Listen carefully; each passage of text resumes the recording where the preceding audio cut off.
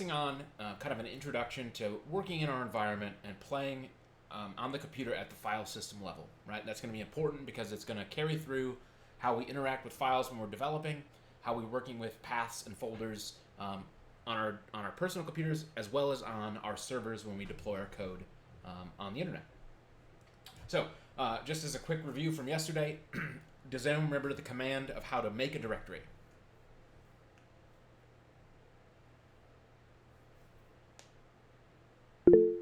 Karif, go ahead.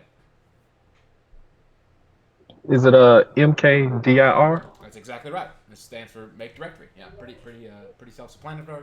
And then the second argument that we pass to make directory is the name of the folder or the directory we want to make. So if I wanted to make a folder called test, make dir test, how would I look at all the files that are in this folder that I'm in?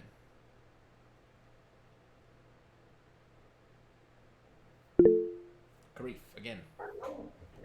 Is it a LS? LS, correct. Perfect. And we could see there that test, the folder that we just ran makedir on, was correctly created.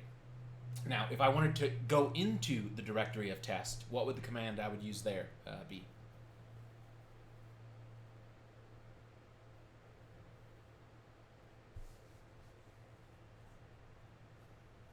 If I wanted to navigate to our new directory. Go ahead, Eric. CD and then the name of the directory. Yeah, exactly right. So CD test, and now if I ls here, I can see that I have no folders in here. How would I verify, how would I see the full path if I wanted to see what folder am I in from start to finish? What is that command? Does anyone remember? Go ahead, Josh. PWD, present working directory. Yeah, print working directory. So we can see that our full path is /c users me CBC 13 and then test. Now, if I wanted to make a file, we learned a few different ways to make files yesterday. Someone threw out one way to make a file.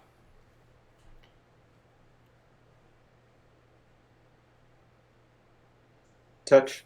Touch. Yeah, so if I say touch and I give it a file name, so I'll say, eric.txt, right? Now there is a file in this directory called eric.txt. And we can see it's in here. And if we do ls-al, we can see that it is 0 bytes long, right? It's an empty file. Okay, what's another way I can create a file?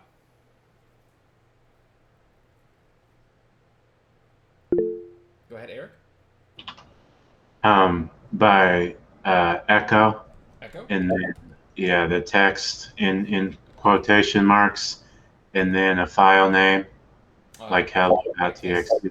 Eric2.txt?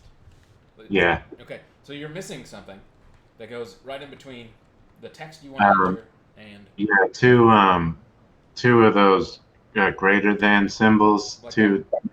Okay. Yeah. This will work, but what is this doing to the file that we're trying to create? If you use 2 instead of 1. It's appending some text. Yeah, so some text will be added to the end of eric2.txt, and if we ls and we do head eric2.txt, we can see that some text is in there. The other way, when you just want to create a file in the first place, or if you wanted to completely overwrite the file, like I'll write in here some new text, right? If I take out the second angle, greater than sign, this is creating or overwriting that file, right? So now if we head eric2.txt, it's just going to say some new text. The 2 will always add those to the end. Right? So if we see it like that. So in terms of like creating a file, one they're both correct. It's both going to create a file, but you probably, well, just depending on your circumstance, you just be aware that 2 greater than signs is going to append. One greater than sign is going to create and overwrite. What is another way? We kind of learned 3 different ways to create files yesterday. Who can think of a third way? No. Nano. Yeah, Nano. We can use Nano, which is our text editor, to say Nano eric3.txt, right? And I can just type some stuff in there. Hello, everybody. Great. And then I can save the modified buffer, click yes, and write it out to eric3.txt. Head eric3.txt. Okay, so we've been also, I've been showing off using the head command to show the top 10 lines of a file. Is there another command that we can use to show the bottom 10 lines of a file?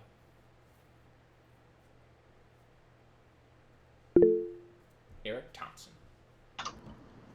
Tail. Tail. Eric3.txt. Yep, exactly right. Now, what is the other use of tail that we talked about briefly yesterday, and how would we do that? It's to look at what's being appended to like a log file in an Apache server or something. Mm-hmm. Yeah. Do you remember that command offhand? How we would call that? It'd be like tail and then something like tail dash something, then the file name, I think. Yeah, it is tail dash something. Okay, so knowing that you know that it's tail dash something, how would we go about finding out what that something should be? There should be like a help. Yep, and how would we get to that? Tail dash help. Yeah, so when you use the full word, we got to use 2 dashes. Okay. Tail dash dash help. And if we scroll up in our information, we can see all the arguments. Bytes, that's not what we're looking for. F, follow. That looks correct, right? Follow. Does that ring a bell from yesterday? Tail dash F? Yes. Okay. So tail dash F, eric3.txt. And you can kind of see that it says hello everybody. And if I was to open up that file, let's see if I can do this quickly. CBC 13. I'm just going to pull this open in a notepad, right? Hello, right? Every time I save this file, it's going to add that line and show it to us. Hello again, right? And I'm going to hit. I'm hitting Control S, by the way, because that does the save option. So when I hit Control S here, it's saving that file. Getting familiar and comfortable with your keyboard shortcuts is going to save you a lot of time as your software engineer. So if that one's a new one to you. Okay, so now I've got this tail-F running, but I can't type any more commands in here, right? Because like I can type stuff, but nothing's running. How do I exit out of the tail-F program? Does anyone know the keyboard shortcut or the command we use to exit out of a program like this inside the console? We did not cover this yesterday, so I'm just wondering. It'd be like yeah, go ahead. Control X. Okay, Control X will not, but that's close. Control X would be like cut on a Windows computer. Go ahead, Karif. Would it be Control Z, undo? Control Z would not, and on a Linux computer specifically, Control Z, or like a Mac, for example, Control C. Control C Yes. closes the program. Control Z moves the program to the background, so it'll keep running behind the scenes. You won't be able to see it.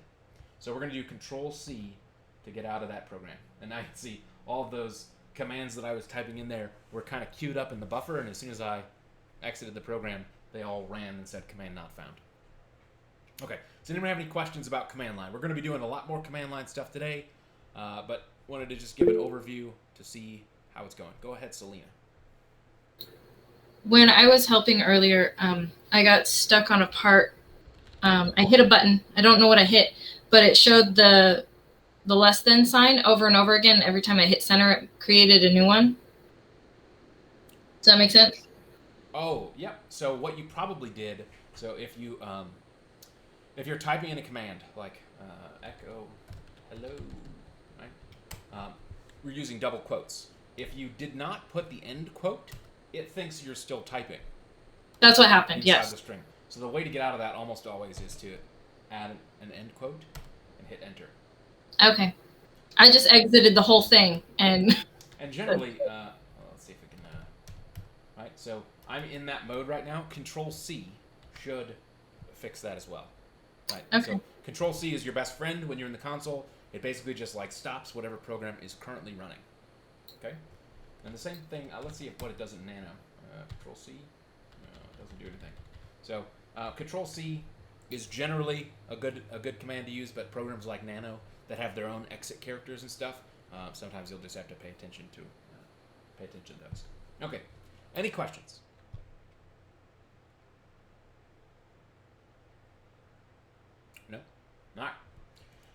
We're going to move on to probably one of the most useful tools for a software engineer.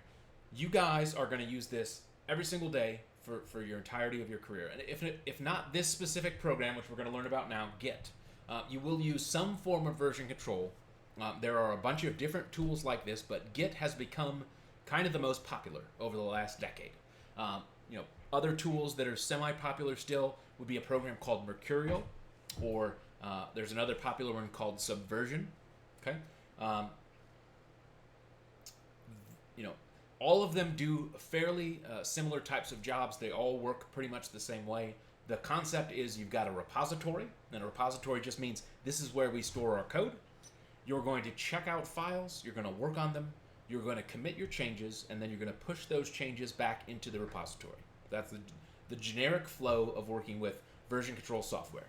Okay, so we are going to use Git because Git has kind of become, I would say, probably the most prevalent, and you're most likely to see this in your first, second, third jobs. And so that's what we're going to use in this class. We're also going to use, along with Git, we're going to use a third-party company called GitHub, which hosts our Git repositories for us on the internet. Now, when we install Git, we're installing version control locally on our computers, and we're going to tell Git locally that there is a remote repository that it belongs to, and that remote repository is on GitHub.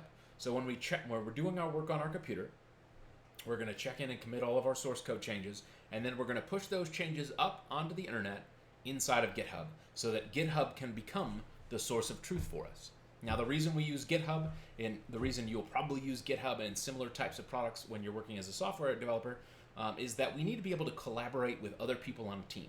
So if everyone here in this call was working together on a big project, maybe Olivia's working on logins and Josh is working on payment processing, right?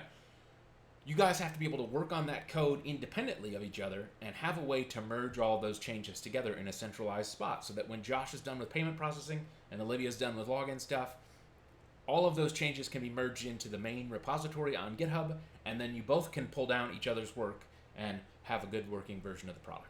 Okay, so that's kind of the general high-level overview of how we go. So what we first have to do is get installed on your computers if you don't already have them. Okay, so all of us who installed Git Bash yesterday, we already have Git ready to go, right? We can see that by typing Git, version. Git version, right? And so everyone who installed it yesterday should see some kind of 2.31 or some version like that. All of you on a Mac, I need you to open your terminal and type git -- version and tell me if you have Git installed or not. Because if not, we're going to have to install it using Xcode or through the Apple Store or something. So take a second, run git -- version, and let me know, you Mac folks, if we're good to go.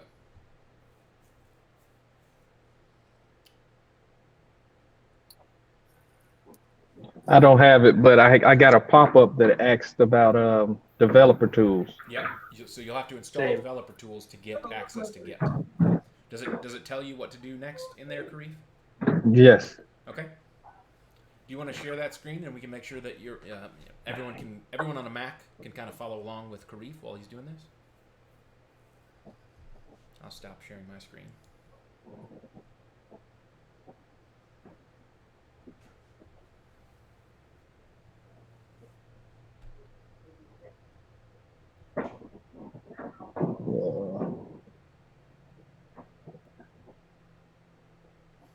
So I typed. Can you see it? Yeah, it says no developer tools were found. Okay, yep. And so we're just going to click install here. Perfect. And then we agree.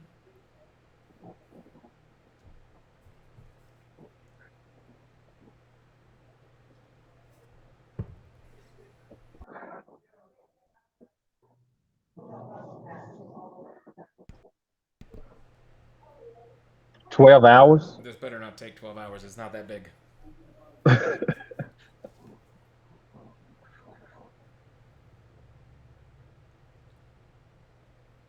Do you generally have pretty good internet at your house? Well, I'm not at home actually, Oh, okay. so that's probably the issue. I can hold on.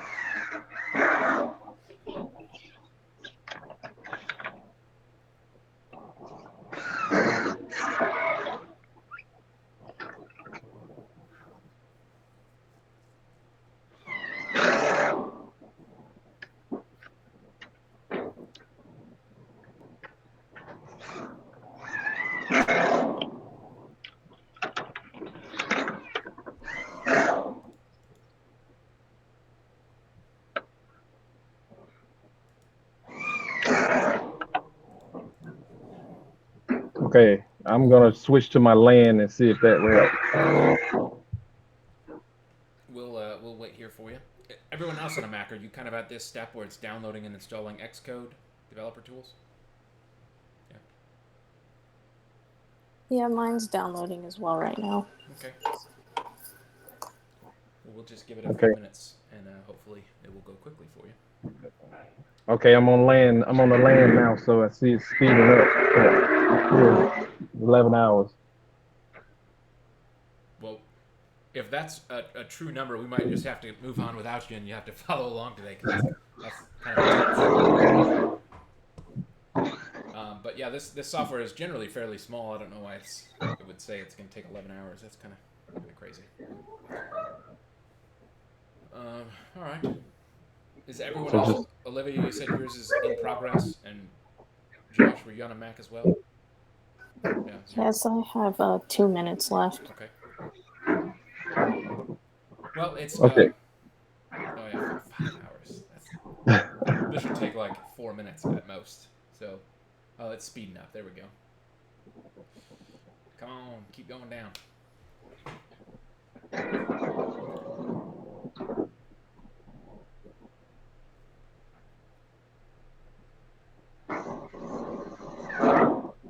So we're not gonna spend a quarter of the class watching this, is it? No, we are. This is the entirety of what we have planned. Everyone go make some popcorn. We're going to cheer for the download and get excited for it to finish.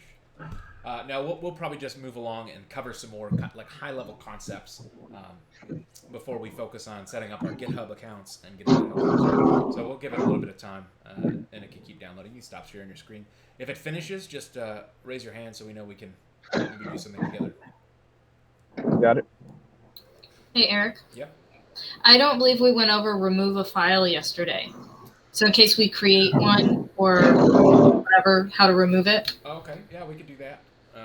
Let's cover that now. All right. So when you're in the command line, we've got all these. Oh, I should share my screen. Yep. All right. So when we're in the command line, we got all these extra Erics lying around, right? There is a command that we can use to delete a file, right? Everyone's probably familiar with.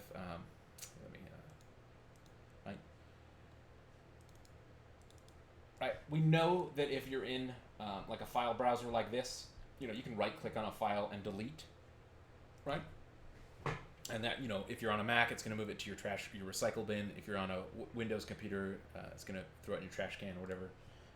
But from the command line, and this is really important because we might have to do this on servers in the future, we also have a function called rm that will let us delete files. So if I say rm eric2.txt, that file is now gone, completely gone. And the other thing to note is that you'll notice it is not in my Windows recycle bin. The rm command deletes it permanently. Okay? There's no takebacks. And you'll also notice that it did it silently. It just was like, oh, you typed rm, you must know what you're doing. We have deleted this file for you. Okay? If you wanted to make it safe for yourself, there is another option here, and I believe it's -i. So if I do rm-i and I type eric3.txt, it's going to prompt me, are you sure you want to remove this file? Okay, and I can type yes, or I can type no, and it will keep it here, right? If we ls and look, eric3 is still there because I typed no. rm-i is the only safety net that you have available to you using the rm command. I almost never, I don't think I've ever used rm-i intentionally. So this is one of those things where I'm just going to point out to you that you're going to use the rm command pretty often. Make sure you're removing the file that you expect to remove. Okay? So just be very careful. And if you don't trust yourself in your typing skills, or you think you go pretty quickly on this, you can always use rm-i as a safety measure, right? And so if you're planning on deleting files in a production server and you know for a fact that you're like, it's scary a little bit, you can always use rm-i. Okay? Now there's another file, or there's another similar, right? So if I cd'd to the directory above, right? cd ... And we were working out of our test directory, right? If I do rm test, it's going to say cannot remove test. It is a directory. So rm won't let you by default delete a folder. Okay? For that, we have a rmdir command. And if I type rmdir, I think it has a -i as well, just to show this off. Rmdir, maybe there's a verbose.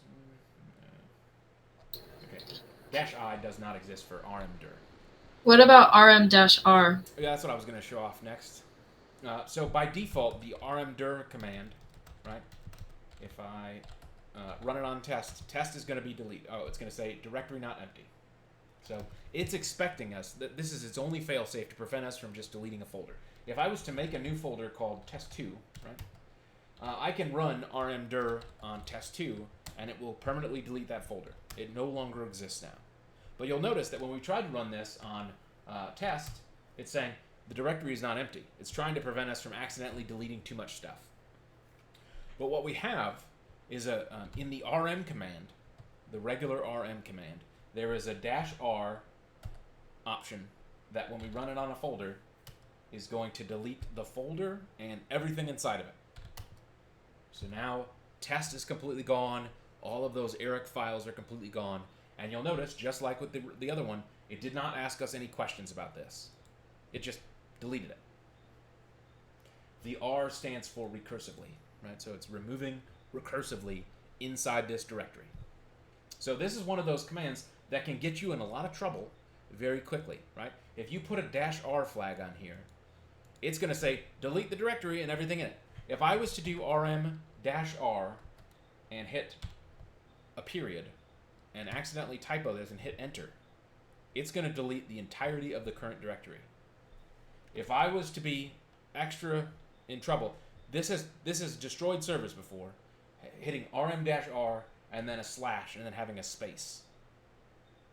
Because that's going to delete everything from the root directory on down through the entire computer. Because we know that if we do pwd, our full path is C users me CBC 13 / is a directory. If I go cd /, right, I pwd there, I'm at / if I ls from here, right, it's got a whole bunch of folders under here. So if I was to, for example, let's go back to our home directory, right, pwd, right, so I'm C users me, let's go CBC 13. If I was in here typing and I wanted to, let's make a directory, test2. Right. I want to delete the test2 directory. If I was to type rm-r / test2, you'll notice there's a space in here. rm-r is going to assume I first want to delete the folder / and then delete the test folder. So as soon as I hit enter, this would start deleting everything on the computer. Okay? So be very careful with some of these commands. They just assume that you know what you're doing. They are not toys, and you can very seriously and very quickly get yourselves into some trouble. Okay? Great. So that's the rm command. We covered nano, which is a text editor that we can use to edit files on our computer.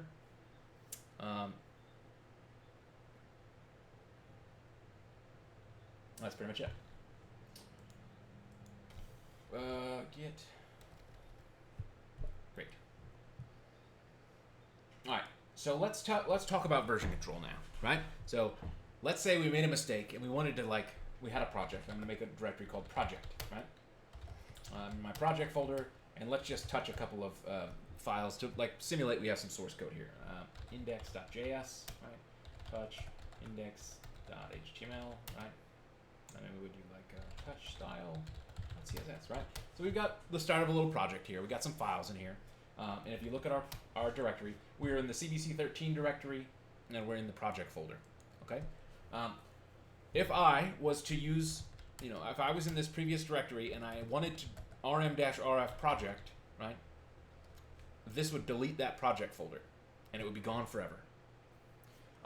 If we were using version control, and we had this software backed up on the internet, either in GitHub or in a different location, I could delete this folder and I would lose my current work, but I would be able to pull it back. Okay, so that's one of the big reasons for using something like version control. It's going to protect us from a lot of these little messes and mistakes. Now, it won't protect you if you delete your hard drive. That's a completely separate issue, but it will let us escape from some minor issues like that in our software development practices. So let's talk about Git. So by default, this is an empty folder. It doesn't do anything for us, and right now it is nothing. If I use the Git program and I type git status, it's going to tell me this is not a Git repository. Okay? The way to turn something into a Git repository is the Git repository, the Git mechanism, always assumes that the directory you're in is the top level of whatever you want to create as a project, right? So I could have a whole bunch of separate folders in here, let's say like scripts, Victor styles, right? Right? LS. So now you can see I've got a couple of different folders in here. If I wanted to turn this entire folder, the project folder, into a Git repository, I use the command git init. That's short for initialize. So if I type git init right here and hit enter, it's going to say it initialized an empty Git repository in this folder. So right now, you'll also notice that on Windows specifically, I get this cutesy little thing that says main. This is the name of the branch that I'm in. We're going to cover branches and repositories and all that in more detail as we go throughout the day. So I'm in the main branch right now. This kind of lets me know that I'm in a Git repository. If I go to the previous directory, which is CBC 13, okay, you'll notice the word main has disappeared. And you can see that if I look around, I'm not in. If I type git status right here, it's going to say it's not a Git repository, right? You only want to have Git repositories in one specific part of your folder, right? So when we're if I'm going to use this CBC 13 folder as like a collection of all my projects, then I'm going to have Git running in the subfolders of CBC 13, not in the main folder of CBC 13. Okay, so let's go back into project, right? Now you can see as soon as I enter this folder, it lets me know what branch I'm in. And if I type git status in here, it's going to tell me everything that Git knows about this folder and what's in here.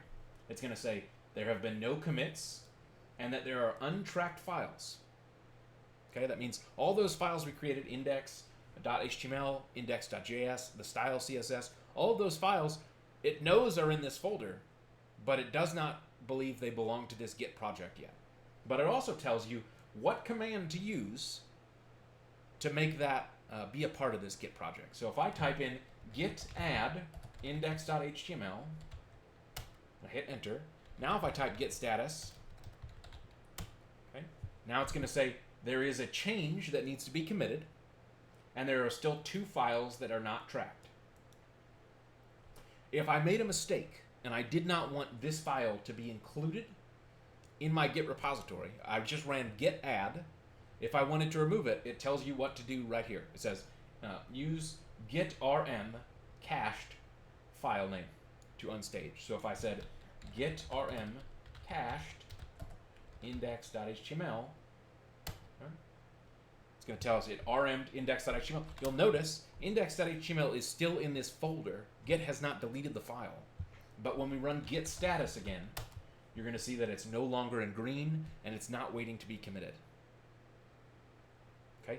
Git does this is probably one of the best and most elegant programs you'll ever use in the command line. It does a really good job of telling you what it thinks you're supposed to do next. So if we were just to kind of follow git status, right? Git status is whenever you enter a repository, as soon as you see something like this, if you're on Windows, and we can make your terminal do this on Mac as well if you guys would like, because I think it's really useful. You can type git status, and it will tell you what it thinks you probably need to do, or at least it'll give you an overview of, am I caught up, am I up to date, that sort of thing. So let's add all these files. Git add index.html, git add index.js, git add style, right? And so now if we type git status, it's going to say these files need to be committed. Okay? So this is telling you, hey, use this command if you want to unstage it. But we don't want to unstage it. We want to commit these files so that Git will track them and know that they exist. Right? So the way to do that is with the git commit command. So if I just type git commit here by myself and I hit enter, it's going to take us into our text editor. So it should be Nano, hopefully, but we might have to configure it because sometimes the default is a different text editor. But what it's telling you is, please enter the commit message for your changes. So up here at the top, what I type is the message that I'm storing along with this commit. It's letting me keep keep a version history of all the changes we're making to our files and our projects over time. This is by far the most important part of Git. It's letting us communicate to ourselves and to other developers what we're doing. So I'm just going to come in here and type initial entry, okay?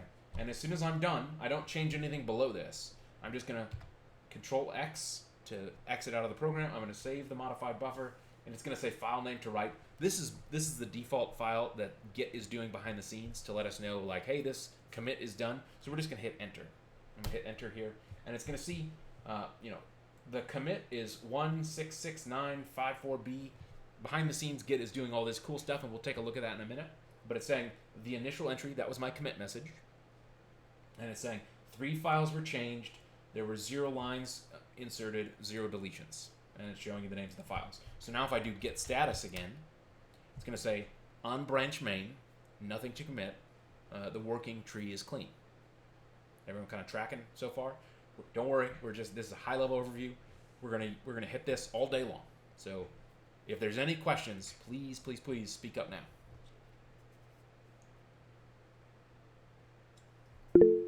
Karif, go ahead.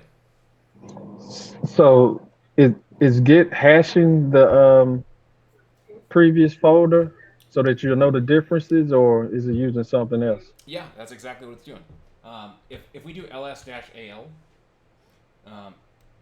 the reason we need to do -a is that whenever you run git init, what Git does is it creates a magical hidden folder because it puts a dot in front of it. So if we type ls, it doesn't show any files that have a dot in front of it. But if you do ls-a, there is a .git folder now. And if we go into that .git folder, right, and we ls in here, you can see a whole bunch of files that Git uses to manage itself, right? And so a lot of these files are kind of wild. Let's just poke around and see what they do. So we'll look at head, commit, edit message. Yeah, that was our most recent commit. Okay. Then we can do head,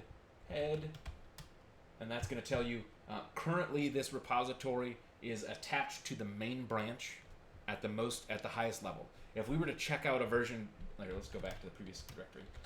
Git log shows you all of our things. So if we do git, here, let's make a change. Nano index.html. Hello. Right. So if we do git status, and I'll be able to show this off pretty quickly, right? We want to git add the file, git add index.html. We want to git commit. We'll say added text to index.html. We're going to save our file, right? Click yes, hit enter. Perfect.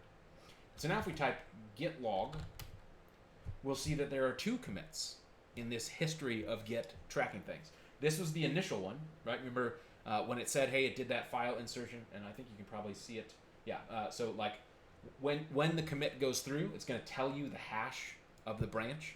That matches like the first 5 or 6 letters of this hash, but it's a big, long, giant string. Oh, good, Creef. Excellent. But our initial version was this. So if we wanted to, we can use Git at any time to do git checkout 16695, right? Great. And it's going to give you a whole bunch of text here, but it's saying switching to 16695. And it's going to tell us we are in detached head state, which means we're no longer at the most recent version of our code. If you want to create a new branch to retain the commits, and the reason you would want to do this in real life is like maybe you've released something or you've made some changes to your software and it introduced a bug. But you need to like quickly check out like, hey, I want to get the most recent version that was working. So you can git checkout a previous commit, and everything is at the state of that previous commit. And it's going to tell you the word main now has switched to the address of that previous log entry. And that's going to be different for everybody, what this says in here, because each of these hashes that represent a specific commit are generated cryptographically, and they're like, you'll almost never realistically see a collision, right? So you will never see these numbers again in your life, or at least the full big version. But if we look at head index.html, right, the file we changed, it has nothing in it, because in the past, in this version of the commit, those changes had not existed yet. If we do git checkout main and go back to where we were, now we're in main again. If we head index.html, now we get the version of the code that we edited. So let's go back into our .git folder and keep poking around and see what we got. So commit edit message, this is always going to show you what the most recent, right, so if we look at head, commit, edit message, this is the most recent commit that we did. Okay, git config, head config is where we're going to set up things for ourselves to like tell Git how to behave. We can either have these configs set up to the project, or we can have them apply globally. And so one example of this, which we're all going to type today, is we'll do git config editor dot email equals, it's like eric.harrison, eric@gmail.com, right? So we're able to put in our information to let us know, hey, every commit that goes in is by this author.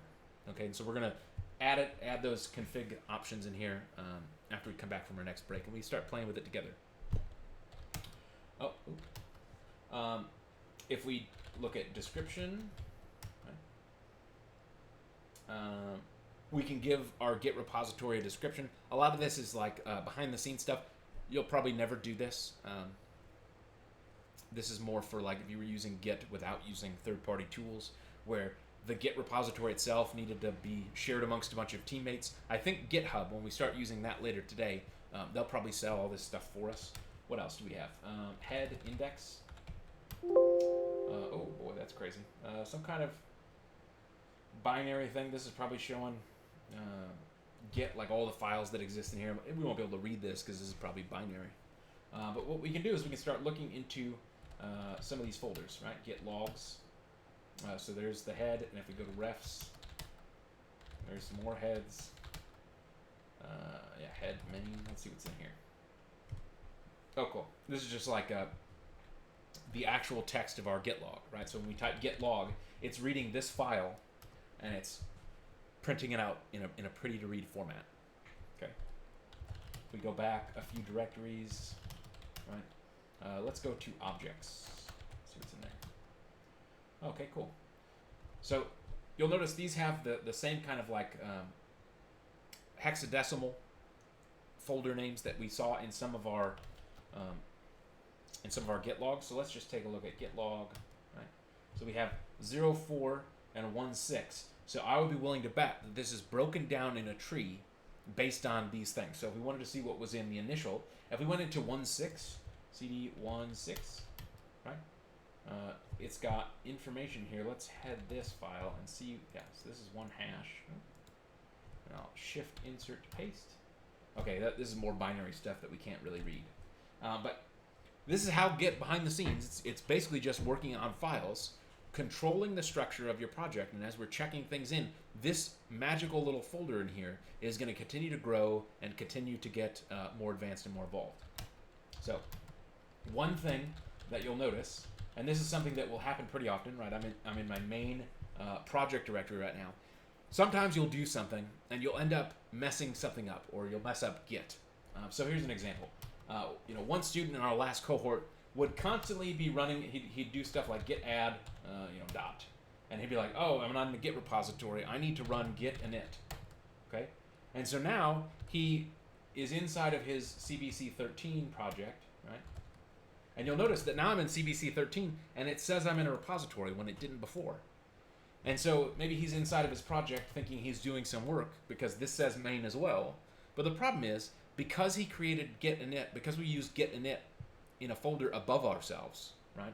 Now this repository belongs to that top repository.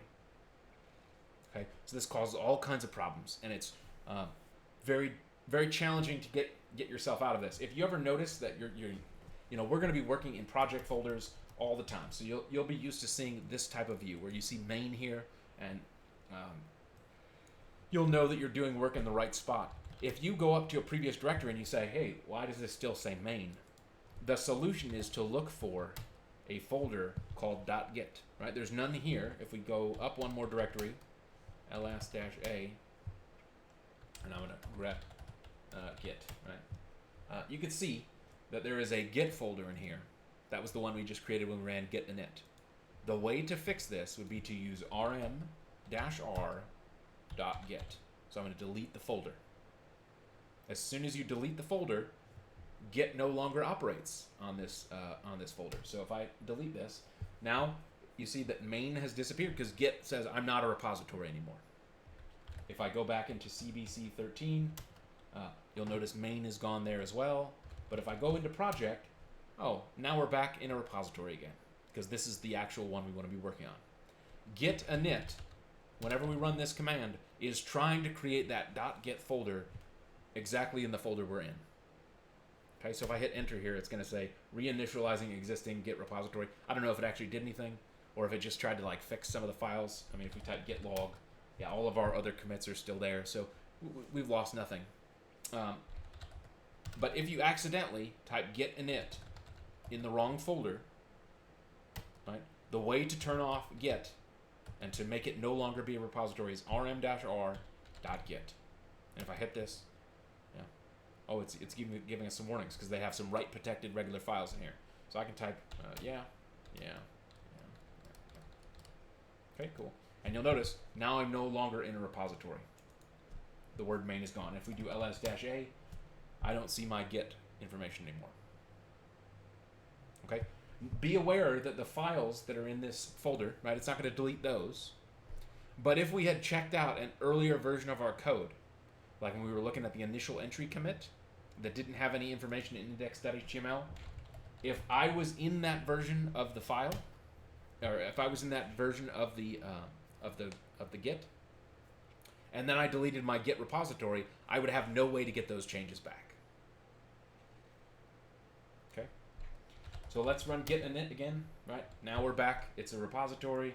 We're in main. If I type git log here, you're going to see my branch doesn't have any commits yet. Git status. Right now we're back to square one. It's as if we just started a brand new repository because we have, from Git's point of view, because Git is not using any fancy databases behind the scenes. It's just a program that stores some special information in a folder and works on those files that it created and controlled. So let's add these all real quick. So we knew that git add, and if I type in the name of the file, right, adds that file. There's a shortcut to this, and it's tied to what we were learning yesterday. Do you remember when we learned about the dot and the dot folders? Dot means add everything in this folder. So doing git add dot is a shortcut to add all three of those files in here. So if we run git status again, you'll see that all three of those files have been added. So we're going to quickly check those in. We're going to do git commit. We're going to get ourselves a text editor, and we're going to say initial entry again with new repository. Okay. Control X to save, yes, and hit enter. And now you see, even though it's the same files as before, every single time we make a commit, Git is going to generate a new hash for us. This is like the address or the reference to that commit. So if we do git log, you can see this is the full address, right? It's this big long giant string of randomly generated text. But the short version is D8C09A2. Any questions about any of this? Isn't there another way to do the git commit without going to that extra screen? Absolutely. So we've been doing, let's make a change real quick. Nano index.js. I'm going to make this say alert. Hello. Right? Write some JavaScript now. Have fun. Yes, good.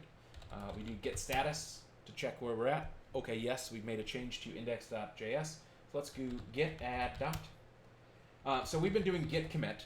If I hit enter by itself, it's going to open up a text editor. Okay?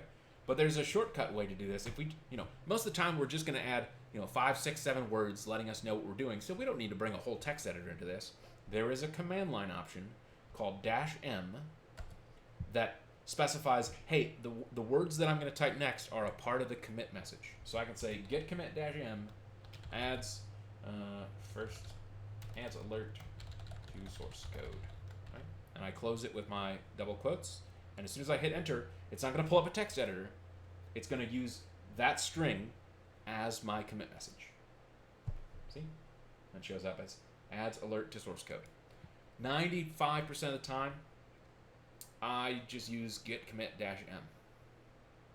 Or when we learn about Visual Studio later this week, Visual Studio has Git built into it, and so then we've got a couple of different ways that we can work with and manipulate code using Git.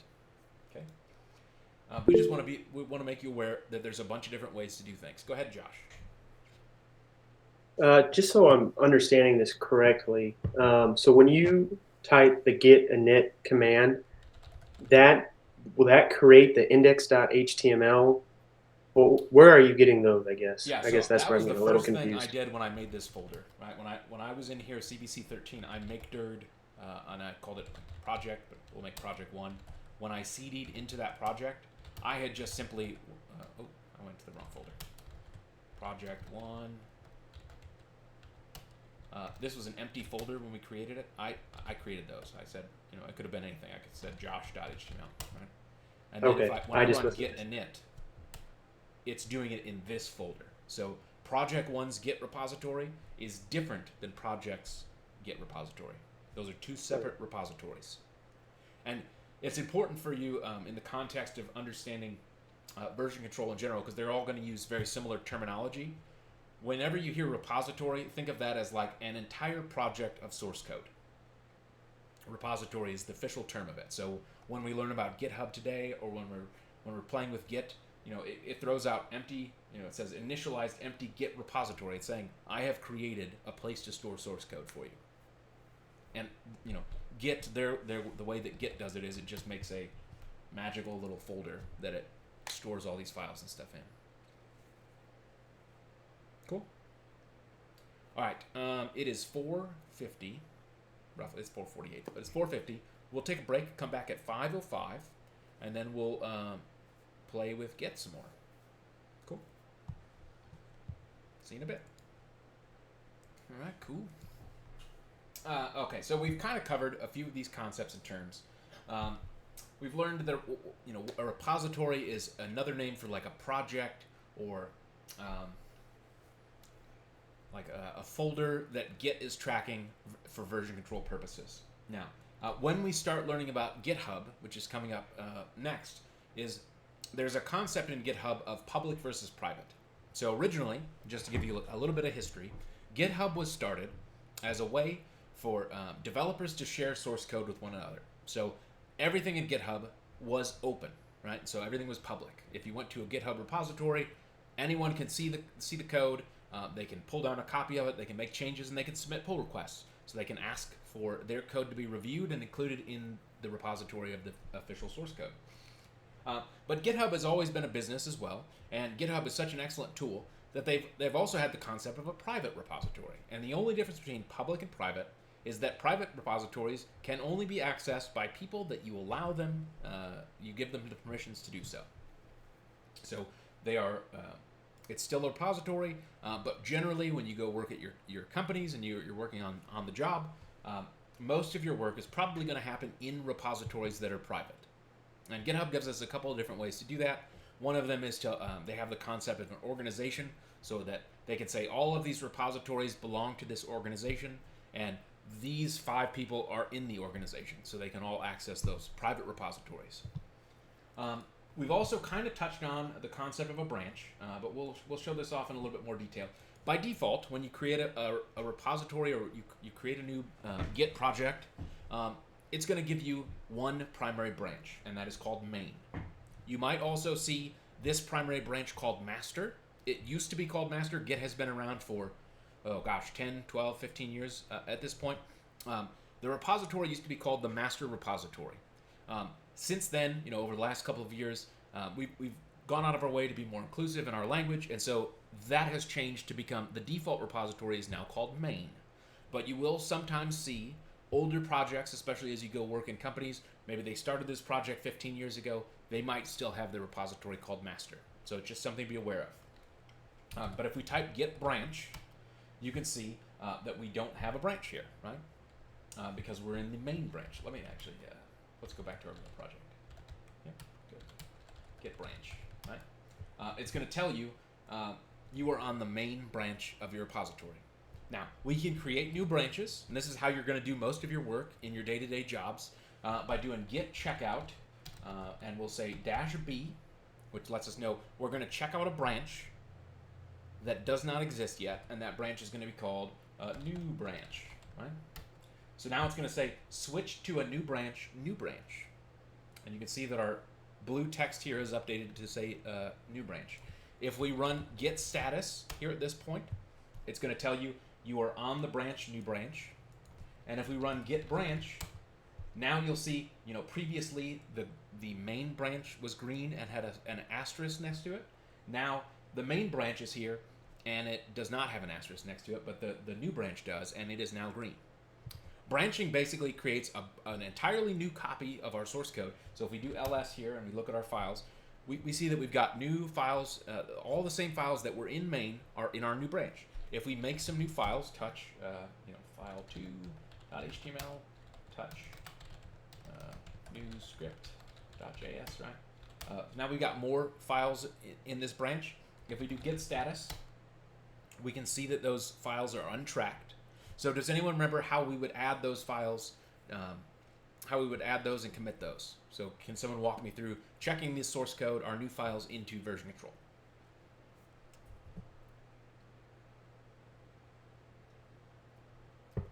Go ahead, Karif. All right, I'll try. So we're gonna type git add, and it's gonna be, what were the new ones that we added?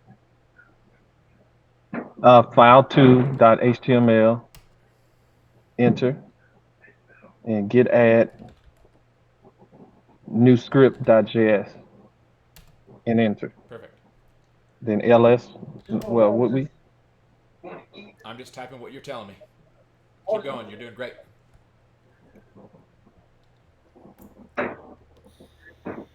What was it? Git ls. Is that right? No. Nope. Is it? But it's a nice try. What if we typed, is there something that tells us what Git thinks about our current project? Is there a command we've been using over and over again to tell us our current state? Git status. Okay, yep. And so what is this telling you? That our files are now in the new branch, in there. So they're being tracked right now. This is called, it's staged, because we've added those files. And that's why it's saying that it's showing green. But we haven't yet committed them yet. So how do we do that? Git commit. Okay. And if I just hit enter here, it's going to bring up my text editor. Do you remember the other way we just learned how to do it without bringing up Nano?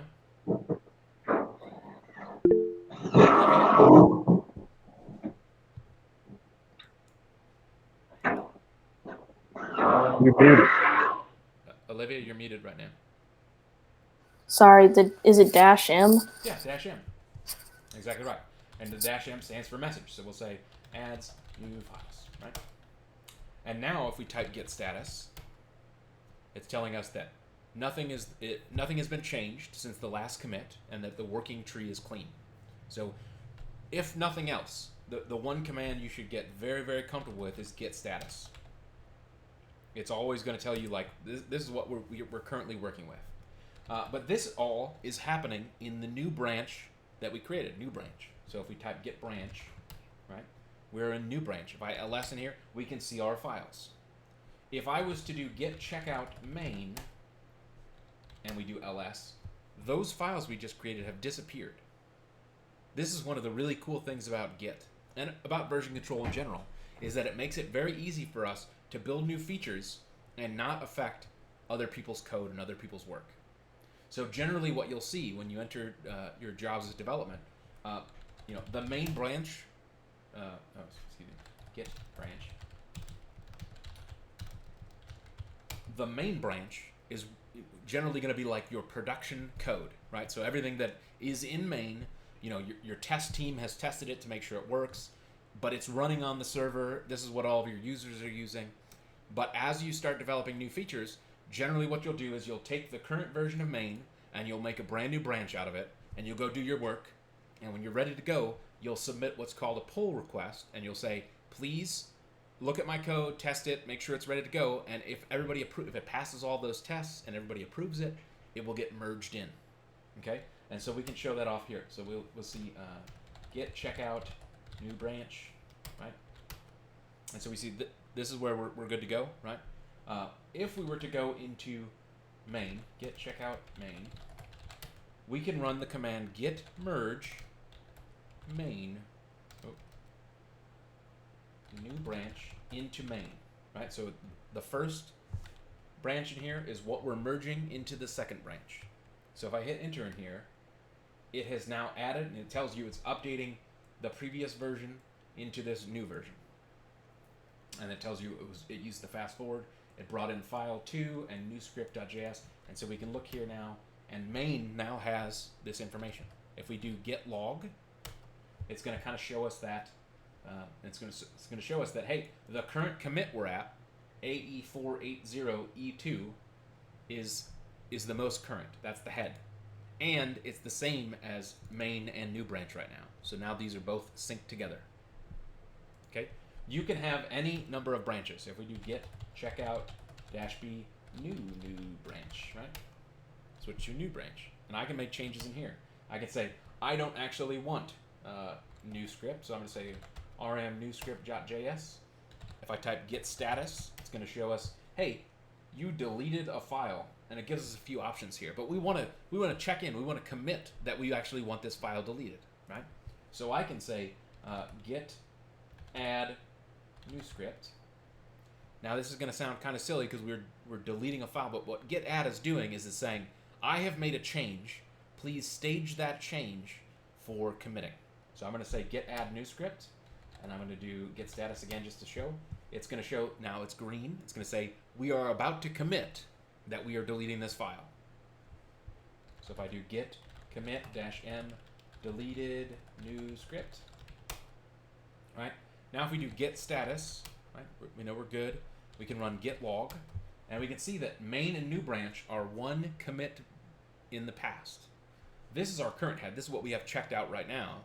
And if we do, and this one has deleted new script, right? You can see that that file's gone. If I do git checkout main, new script is back because new script doesn't have that information. Okay. So how would I merge in that that branch? Right? We have git branch, and we have new branch. That's the one where we just deleted that file. If I wanted to merge those changes into main, what command would I run?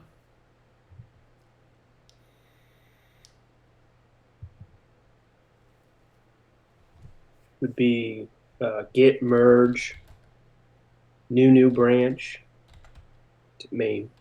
Yep. And I hit enter, and it's going to say it updated, and now one file was changed. It deleted new script.js. So if we look at our code now, yep, it's gone. And if we do git log, it's going to say that now main and new branch are on this version. But you'll notice that new branch, the one that added those files in the first place, is one commit behind now. So you can see the reason we call these branches is because it's like a tree, right? Like all these little nodes shoot off where there's like a history of all the work that has happened, and you can even read, kind of what went into all this work. Okay? It tells you who the author is, which is important for when we're working on projects and stuff together, to let us know who touched this code, why was it there. It gives us a full history of everything that has happened. Okay? So let's git config username. All right, so what I'm going to have you all do now so that we're ready to start using GitHub is that we need to run a few commands here. This is kind of hard to see. We're going to open up our command line, so everybody follow along. We're going to use git bash. And this is something that you probably will only ever do when you buy a new computer or when you're setting up your machine, when you get on the job. You're going to do git config -- global. So that means that for every repository, every project you work on this computer, it's going to use this value. And we're going to say user.name, and then we put in your name, right? So in my case, Eric Harrison. In your case, Karif Williams, Eric Thompson, Josh Wheeler. We're putting that information in. So I'm going to hit enter. Okay. The other thing we need to do is user.email. So user.email, and we're going to put in, I think mine was github@harrison.co, whatever your email address is. So user.name is your name, user.email is your email address, so that it shows up in these logs as the author. Okay, so you have to run this command at least once. When everybody has gotten this running, give me a thumbs up. Do we run it in our CBC 13 folder or You the don't, Git? because we're running this as global, you can run it from any folder on your computer. You don't have to have a Git repository or anything. If you were wanting to have it so that, like, if the project folder, for example, if I wanted to have a different name here, like I needed to say anonymous when I'm doing my work, I could do git config user.name, secret guy. Okay, and so now for this local repository, this project, it's going to have the username secret guy. And if I was to check in some new files, it would say the author is secret guy. But we're doing global, which is going to set it up for the entire computer.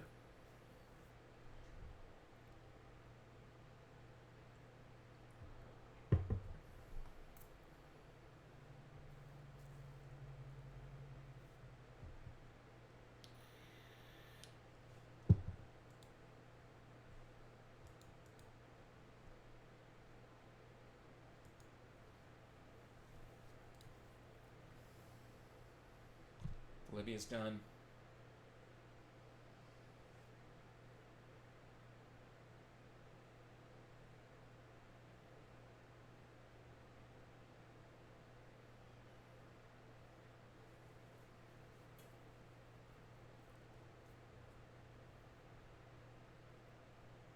How's everybody else doing?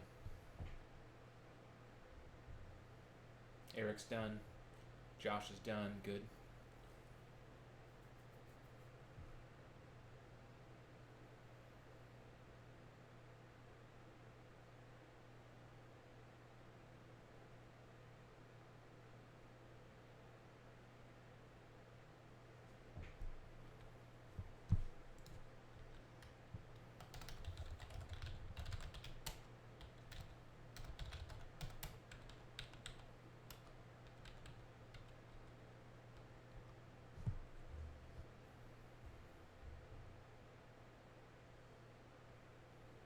Hey, while we're waiting, Eric, I had a quick Yeah, question. go ahead. Do you know how to change on Mac the terminal so that way it looks like yours? Because Yeah. I did try to Google that, and everything I found was like changing the Yeah. background. The answer to that question is kind of complicated. If you'd like to make it look like mine, we can set up some time maybe during lab time tomorrow, because we're going to have to do some crazy configuration based on what shell you're using. You're probably using Z shell, because I think that's the Yeah. default in Mac now. And so we're going to have to go and find a Z shell script that will set up all this stuff for you. There's a couple steps we have to jump through. It's kind of a pain in the butt. Okay. But ping me tomorrow during lab, or I'll do some digging during the break and see if I can find the stuff that we did last semester. Cool. If you do that, can I join too? Because mine is not colorful. Absolutely. Sweet.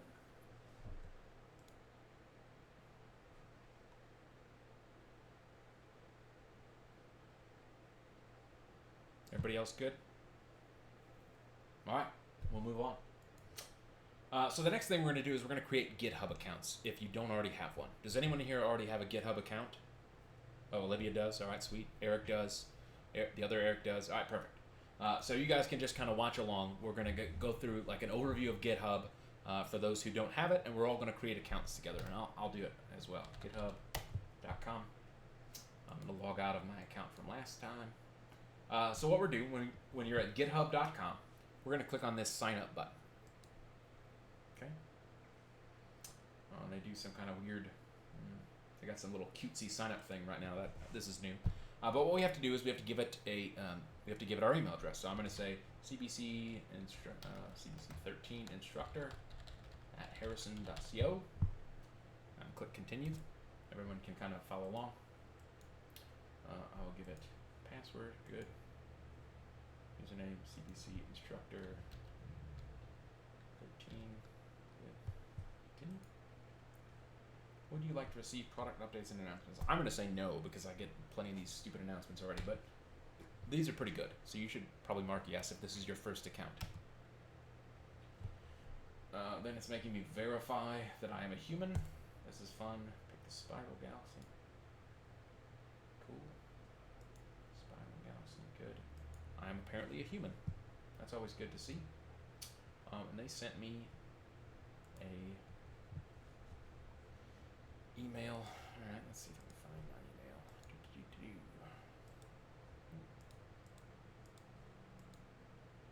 Great.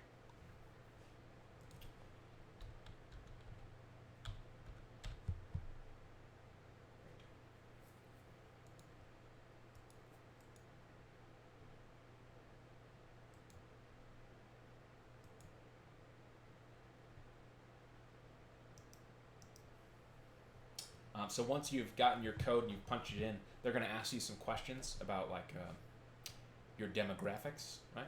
So they're going to say, you know, how many team members are working with you. You can answer these however you want. It doesn't change your experience at all. You can also click skip personalization. Oh my gosh, what is it doing? GitHub is getting too cutesy for their own britches. None of this stuff needs to be there. Cool. Everyone let me know when you got an account, when you're logged in, you're kind of looking at an interface that looks like this.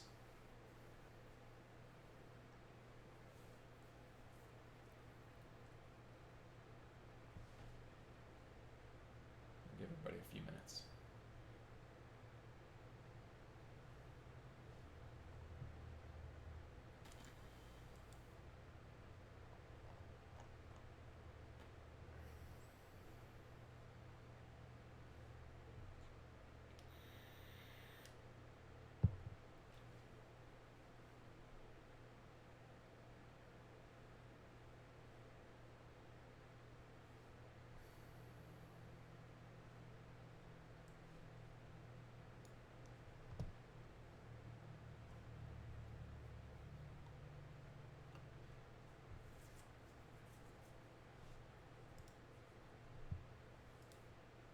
And when you're done and when you're logged in, just leave a message in the chat box so that so I can see at a glance. I'm gonna look for a Mac Z shell.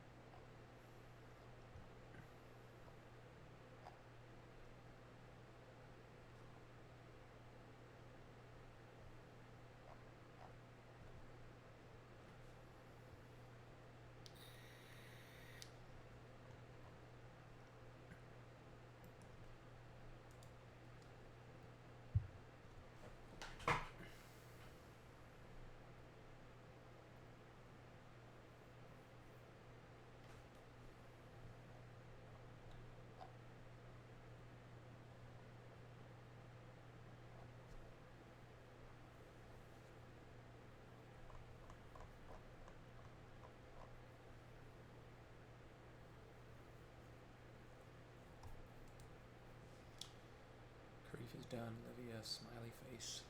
Eric is done. Josh is done. Rakesh, how are you doing?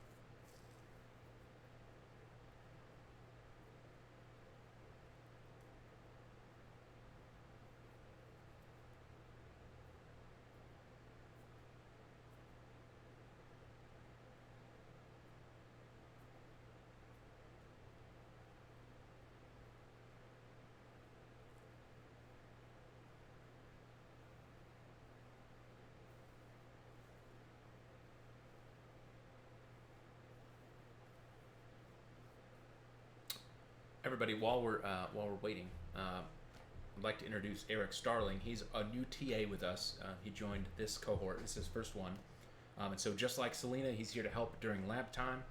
He's a resource for you to use. You're currently in your first or second year at Augusta Tech. Why don't you introduce yourself?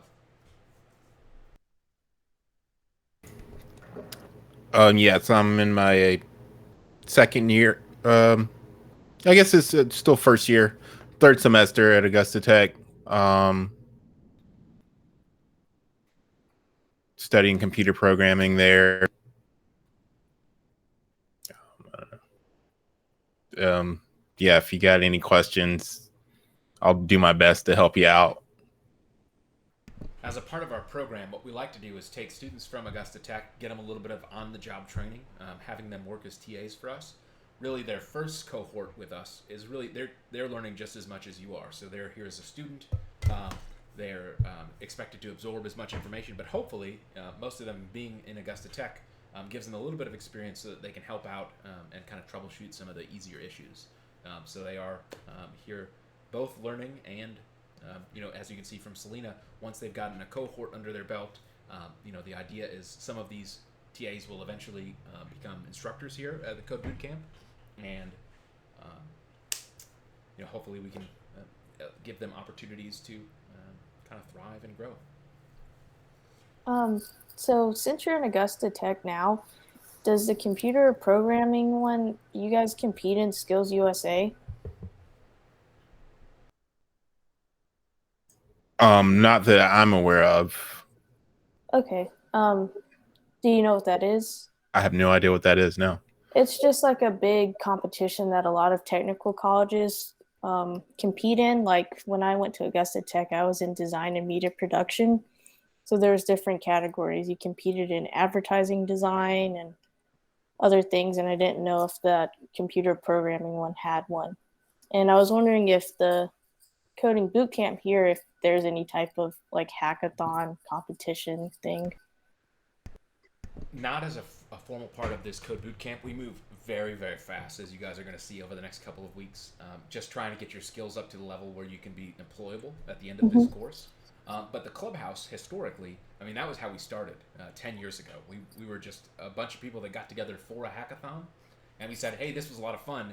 Let's rent a building downtown and do this more often. And so prior to COVID, we would do monthly hackathons where we'd come together on Fridays and drink some beers and code fun, silly projects together. Those are some of my happiest times. We haven't done any of those recently because of the pandemic, kind of limiting our options.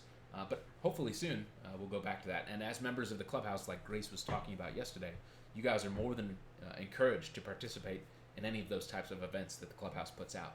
There's a newsletter monthly. That's probably the best place to get all those updates of the cool things that are going on. I think recently they've been doing, it's called Beer and Bikes. So you ride bikes around downtown and then stop at a couple bars and just hang out outside where we can be socially distanced and stuff. That's some of the stuff they've been doing. I think they do that monthly now. And as soon as everybody's kind of feeling like the coronavirus is behind us, we'll probably go back to doing hackathons and stuff because that's a lot of fun. Yeah, they are. I did one at Morris, or the Chronicle, one of them, never one I worked for, and they were really fun. So. Yep. Awesome. All right. Well, let's keep chugging along on GitHub. So you should hopefully be logged in at this point. And for those of you who have accounts already, your interface probably looks a little bit different than the default one.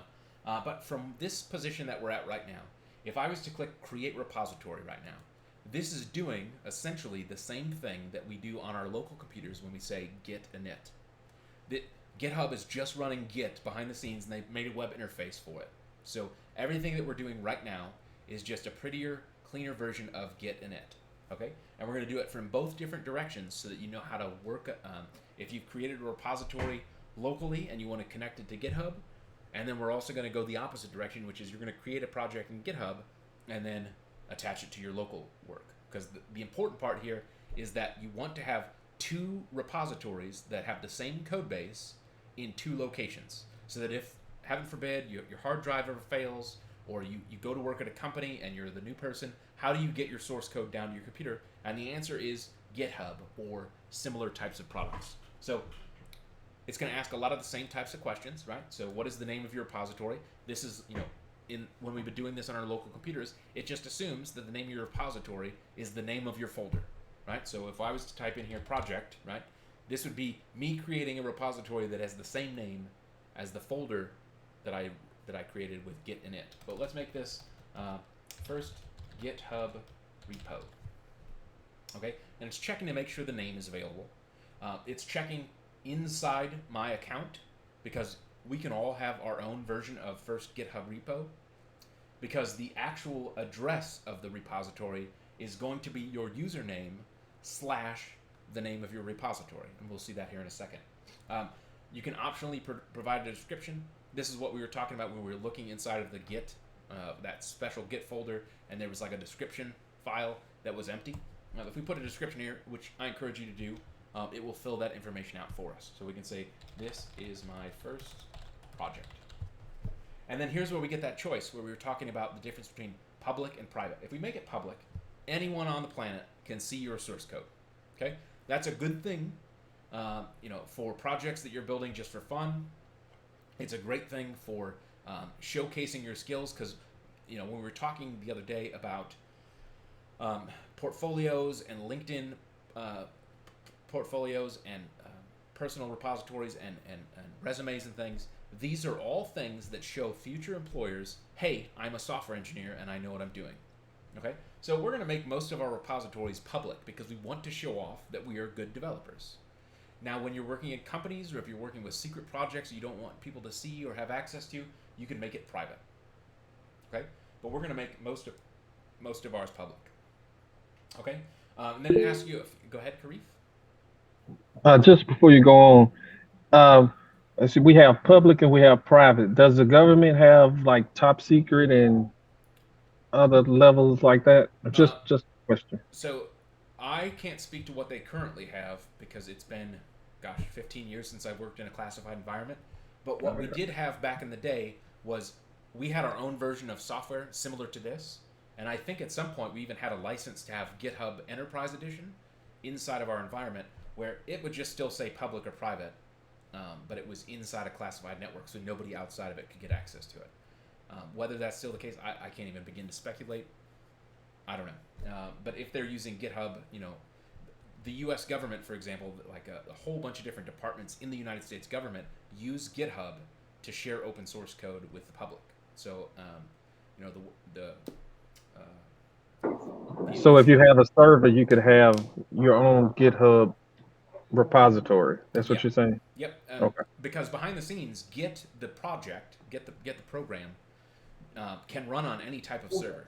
Okay, so Got it. Those same commands where we're doing git init and git commit and git add, you can run those on your own web server, for example, and now you've got 2 different servers. You can communicate amongst versions of clients even without GitHub. GitHub is just a program that a company made to make a nice, clean web interface to make it really easy to collaborate. Okay, got it. Yeah, and we'll show off a few of those examples when we get to deployments later on, like I think week 8 or week 9, when we start learning how to actually put our source code on servers.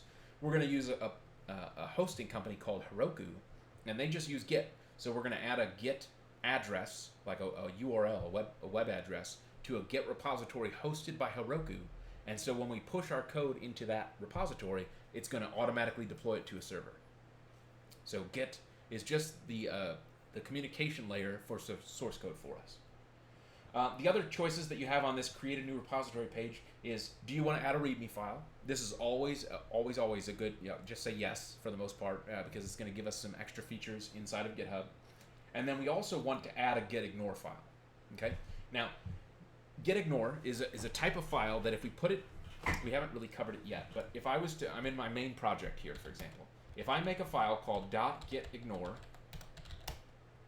and I say ignore star.html, okay, this means that Git will not even believe that that HTML files, we care about it at all. Okay, for those of you on a Mac, for example, you almost always, the very first thing you do when you start working on a project inside of a Git repository, you want to go in and you want to add .dsstore, because that's some magical Mac file format that is in every one of your folders. And if you don't include this, you're going to be checking in Mac-specific folders into your version control all the time, which we don't want to do. And if I was to come in here and just say, yep, save modified buffer, yes, write it. So now, if I do ls-a, you can see that there's a file called .gitignore. And right now, all that file has is, if there's a folder called dsstore, it's going to ignore it, right? If I, here, I'll show off how this works. I'm going to make a folder, maker dsstore, and I did not put a dot in front of it. And if I touch dsstore file to ignore, right? If I run git status right now, right, it's going to say, hey, there's a folder called dsstore, and there's a .gitignore file that we don't know about. If I was to, but if I was to move dsstore to .dsstore so that it now matches the format that we told it to exclude, if I run git status again, that dsstore file drops off. Gitignore tells Git, ignore this file, ignore this completely. Okay, so when we're telling GitHub up here, hey, included a .gitignore file, they have generously provided a bunch of templates that most types of projects, most projects, whether you're using CodeIgniter or some of these libraries or templates or frameworks, they're almost always going to come with a whole bunch of just behind-the-scenes files of controlling that project or controlling how that profile will work. So for the most part, you're going to want to come in here, and if you know you're working on, we're going to be mostly working on Node.js projects, so we can just pick Node in here. And it's going to create a .gitignore file for us that will ignore all the files that Node is going to generally create that we just don't want to include in our version control. And then the last thing they ask here is, do you want a license? Okay? And these are open source licenses. So when you're writing source code for the internet as open source, you are actually the author. You own the copyright of these programs. And so when you pick one of these licenses, you're telling other people the conditions in which they're allowed to use your program. And so you'd have to go and read all these things, or you'd have to get some legal advice on what should the license be for your program.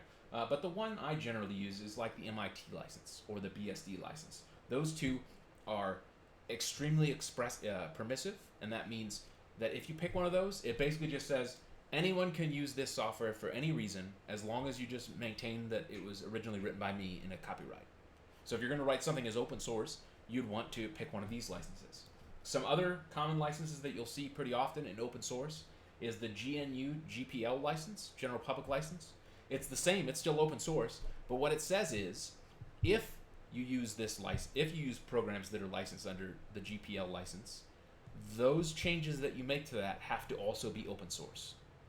So if I was to use a program that was licensed under GPL and I wanted to make a bunch of changes and I wanted to build a company on that's perfectly allowed under GPL. I can build a company with software that is open source, but I have to have my software also be open source. The MIT license does not make that requirement. So if I use your open source MIT licensed software, as long as I include that it was originally written by Karif, for example, I can make a whole bunch of changes to that and never share them with the world. We were talking the other day about the differences between Unixes and Berkeley software design. That's where this license came from.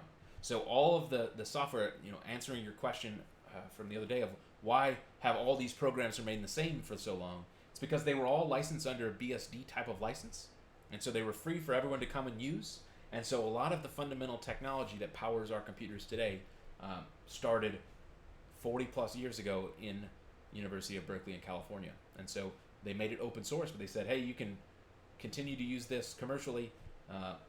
You just don't have to, you don't even have to share your changes. So even behind the scene, under the hood of Windows, for example, they were at least as late as Windows 8, they were using the BSD version of the TCP library. So Windows was running Unix code behind the scenes because the license allowed them to. So you can pick none. If you pick no license here, it will still be public. People can still read your source code, but legally they're not allowed to use it because you are the author and owner of this copyright. So you can pick none, or you can choose a license. It's completely up to you. And if you choose a license, that file will be included when we click Create Repository. So I'll show you what that looks like now. So I click the button. You can see that it created a .gitignore file, and if we click on the file, you can see these are all the things that it's telling Git to just don't worry about this.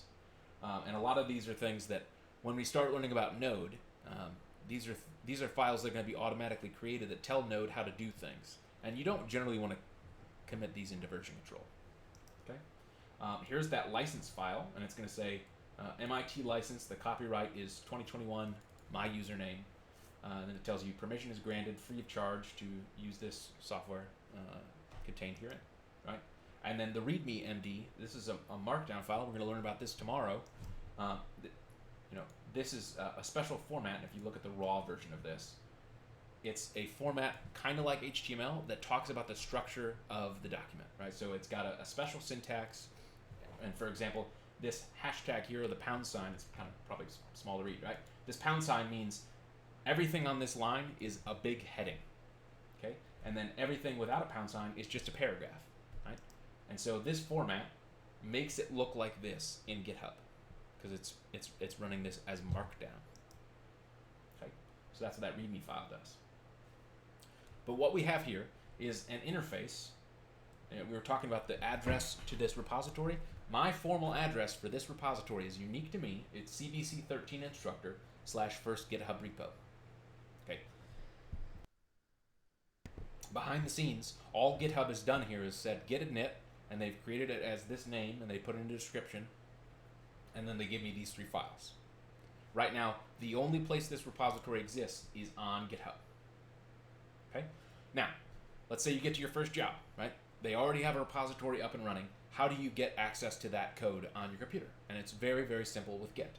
If you click on this code button, by default it selects HTTPS, and that's kind of annoying to me. So we're going to pick SSH, and it's going to tell you, hey, you just created an account. You need to make some SSH keys. Okay? And so we will, we're going to have to do that right now and get that configured so that we can all pull this code down. You're only going to have to do it once, or you're only going to have to do it every time you get a new computer or you get a new job and you need to get this information here. So you can click on this little add a new public key thing, and it will walk you through setting this up. Okay? Oh, it doesn't anymore. Okay, anyway, that's annoying. So you could have searched Google for how do I create an SSH key, and the answer is it's one of those commands that you don't use often enough. You don't really need to know how to do it. So let's say create new SSH key for GitHub. You can just click on this top document, right? Perfect, and it walks you through what they want you to do. So if you take this command, ssh keygen -t, and then this line right here is the algorithm of the cryptography that you're going to use, and then you're going to do -c and then your email address. So what we're going to do is we're going to run this together and make sure that we're creating an SSH key. So, right, ssh-keygen -t ed25519-c, and then I'll put in what was it, CBC 13 instructor @harrison.co. Great. Everyone, give me a thumbs up or something when you're at this step. I haven't hit enter yet.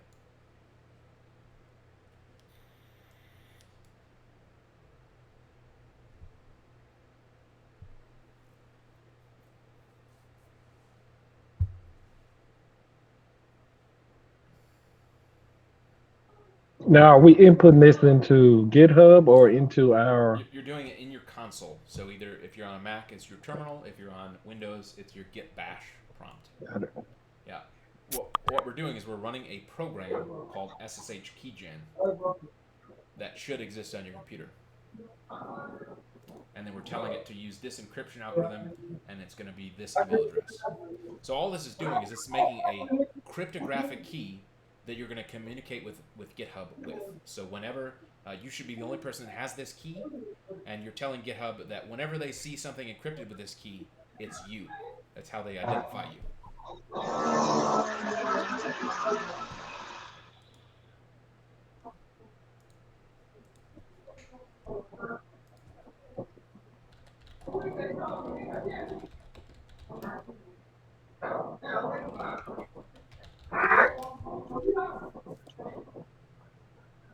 All right, does everybody kind of type this in? Good. All right, and then we're going to hit enter. It's going to ask you a few questions at this stage. I'm going to mute you, Karif. And it's going to say, it's generating a public-private key pair. the enter the file in which to save the key, and so it's giving you a location.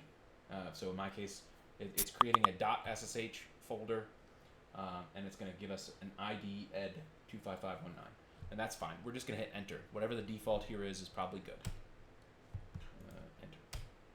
And then here, if you wanted to make it so that you had to use a passphrase every time you use your key, you can type that in here, right? Some companies will require that you add a passphrase.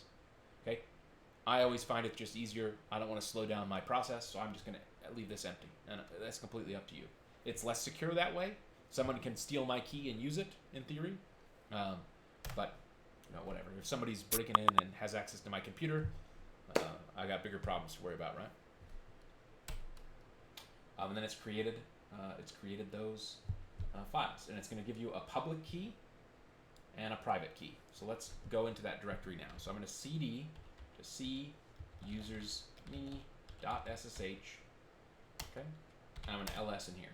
And you can see I already had a couple of keys in here. This was my real SSH key I use for work, but this is the new one we just created. And so if I go to head id ed 25519.pub, this is my public key that I'm going to tell GitHub, when you see this key, it's from me. So I'm going to copy this, right click and copy. So when everybody is at this step and they have their key copied, let me know. Okay, I received something that's telling me too many arguments. Okay, why don't you share your screen? We'll take a look.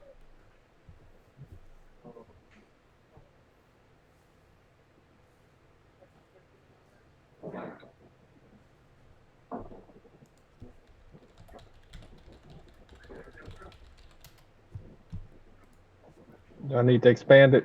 Yeah, please. Okay, SSH keygen -t. Okay, that's supposed to be a capital C, I think. Ah, okay. So what you should be able to do is if you scroll back down, you should be able to press up, the up arrow on your keyboard. And then you're going to have to use your arrow keys to go back.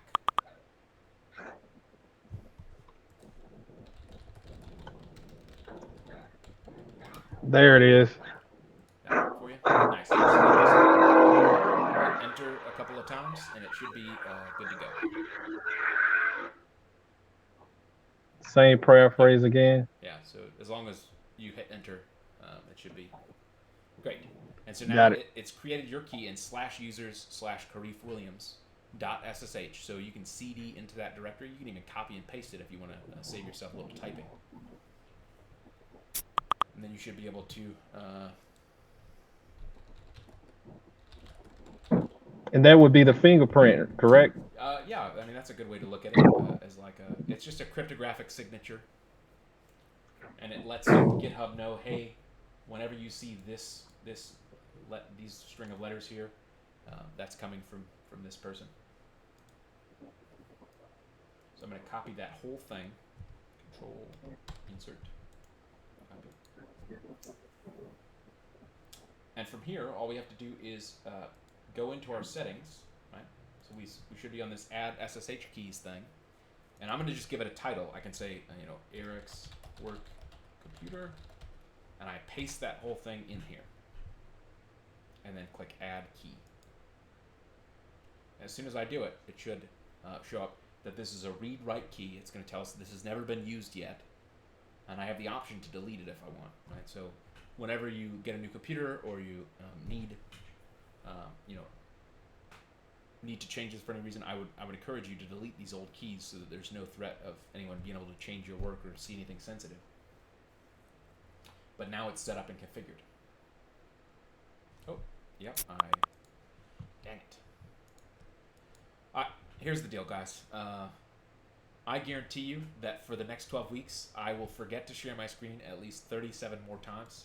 So just ping me if I do not. Perfect.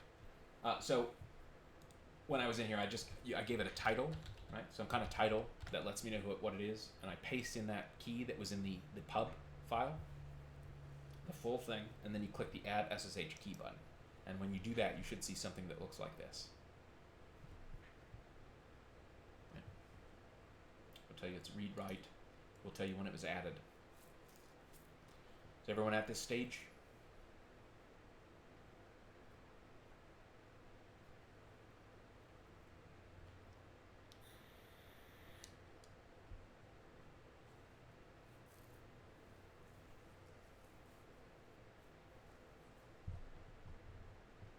All right, here's what we'll do. It is 5:53. Let's take another like 15-minute break. Get a drink. Let's actually make this a 20-minute break, because what I want you guys to do during this break is all get to this stage, right, where we all have a key assigned to our GitHub account. Okay, so keep working on this if you need to.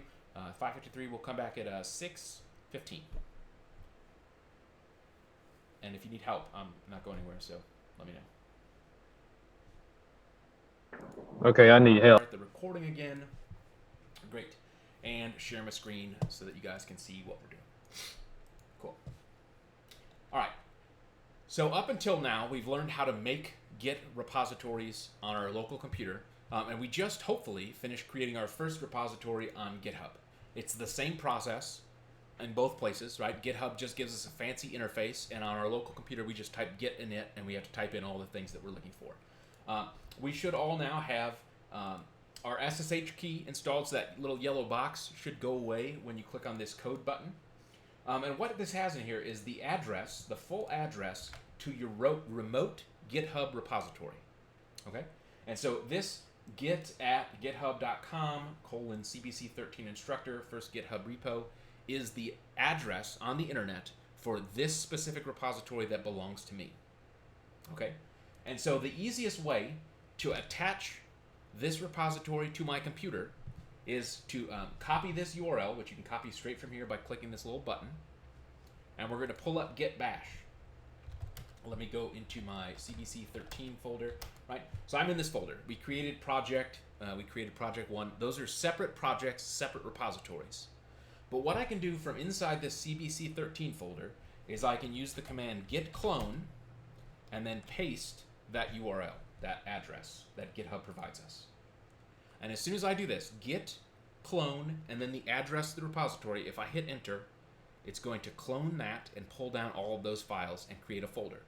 So if I was to type ls right now, you're going to see first GitHub repo is in there as a folder. And if I cd into that, right, you should see, yeah, main pops up here because it's letting you know this is a GitHub repository as well. Okay? Everyone kind of following along here? We have used the git clone command with that address that we get from GitHub, and running that command pulls down that file and attaches this repository to the remote repository of GitHub. And there's another command that we're going to show off right now called git remote. Okay? Git remote, if you just type it by itself, it's kind of like git branch. It will show you all of the remote branches.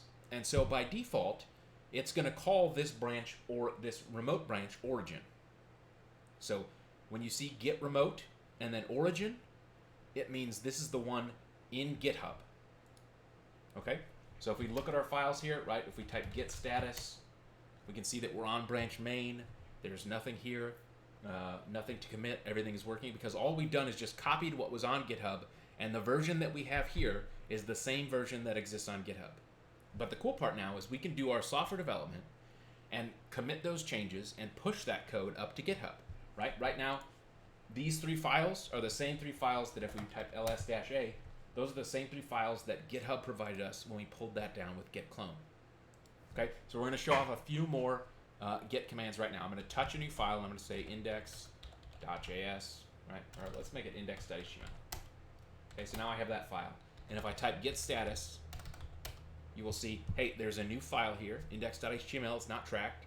We're going to do the same exact process we've done time and time again, which is we're going to do git add index.html, git commit -m adds HTML file. Okay?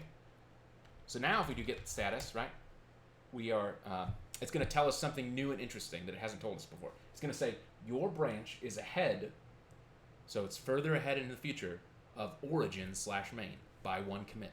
So as you're working on your local stuff, it knows that the version you pulled down from GitHub is a few versions previous. And if we do like git log, for example, like it's going to show you now we got some red options, right? So this is the version that is the most recent on GitHub, remote to us. This is the version that is correct to us now. So we've done, for example, we did git add, then we did git commit. That is all happening on our computer, on our repository, separate from GitHub. But now we want to use another command that will put that information, our version, and send it to GitHub. Okay? And so the way we're going to do that is we're going to do git push, and we're going to type origin, which is the direction we're going. So we're going to say origin, and then we're going to give it the branch name. So we're going to say git push to GitHub, our main branch. And when we do this, okay, permission denied. Oh, because it's I'm getting this error because I have multiple git things in here. How do I tell it to? Well, I can just for the time being. I'm gonna give me a second. I'm gonna delete my key for my other GitHub account so that I can show this off. Let's see. Oh, you know what I can do? I will give myself permissions to this project.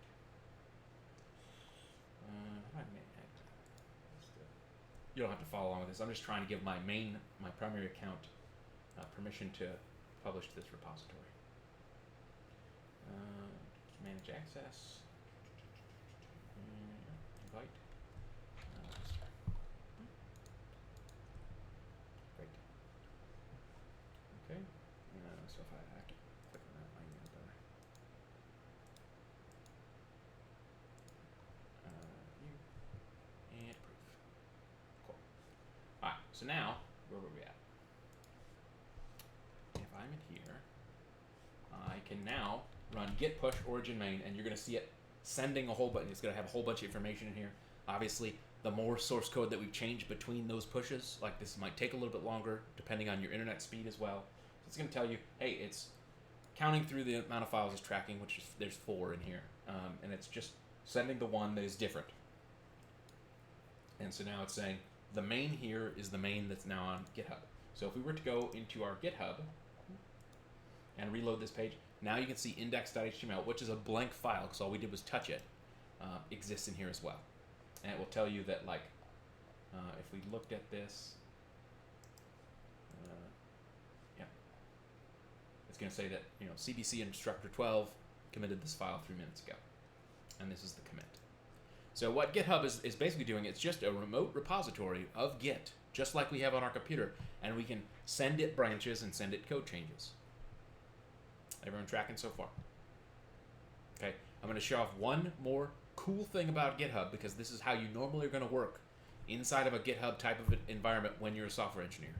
And I'm not expecting you to have this all perfected or memorized tonight, because we're going to be doing this for the next 9 weeks, so, or the next 12 weeks. But I just want to kind of expose this to you and introduce some new terminology to you. Okay, so here we are on our computer, right? We're working on this project. Let's maybe, we're going to add, so what we're going to do first, if you remember, we were talking about branches, right? So right now we have one main branch, but generally what's going to happen is you're going to get assigned a task, and it'll be like, hey, update the README file to include a link to our website. Okay, so you're going to get that as a task, and it's going to be like task number 5, right? Because you're going to use probably some kind of project management system. Okay, so you will create a new branch using git checkout, and you'll say -b and then the name of your branch. So you might say something like task 5 update README. Right? So it's going to say switch to new branch 5 update README.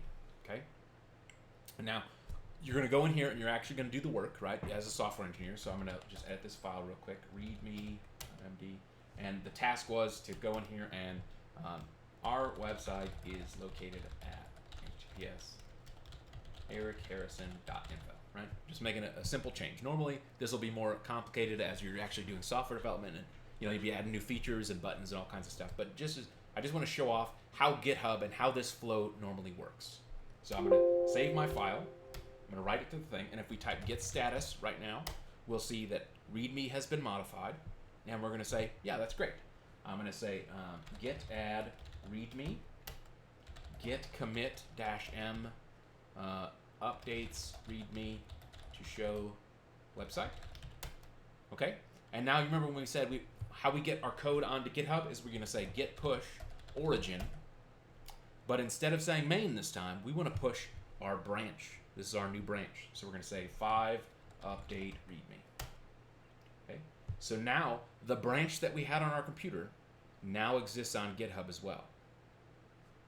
Okay, and so if I come in here and I reload this page, you're going to see now it says 2 branches, and if I click on it, you can see it's got main, and it also has another active branch called update readme, and it tells you who did the work, and I can click on this branch and see, what has been changed in this branch. I can click here and see, okay, now this readme file has a website address in it, right?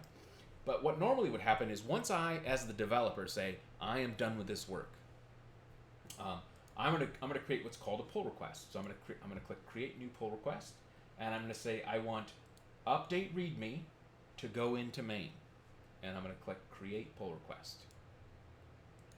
Now normally,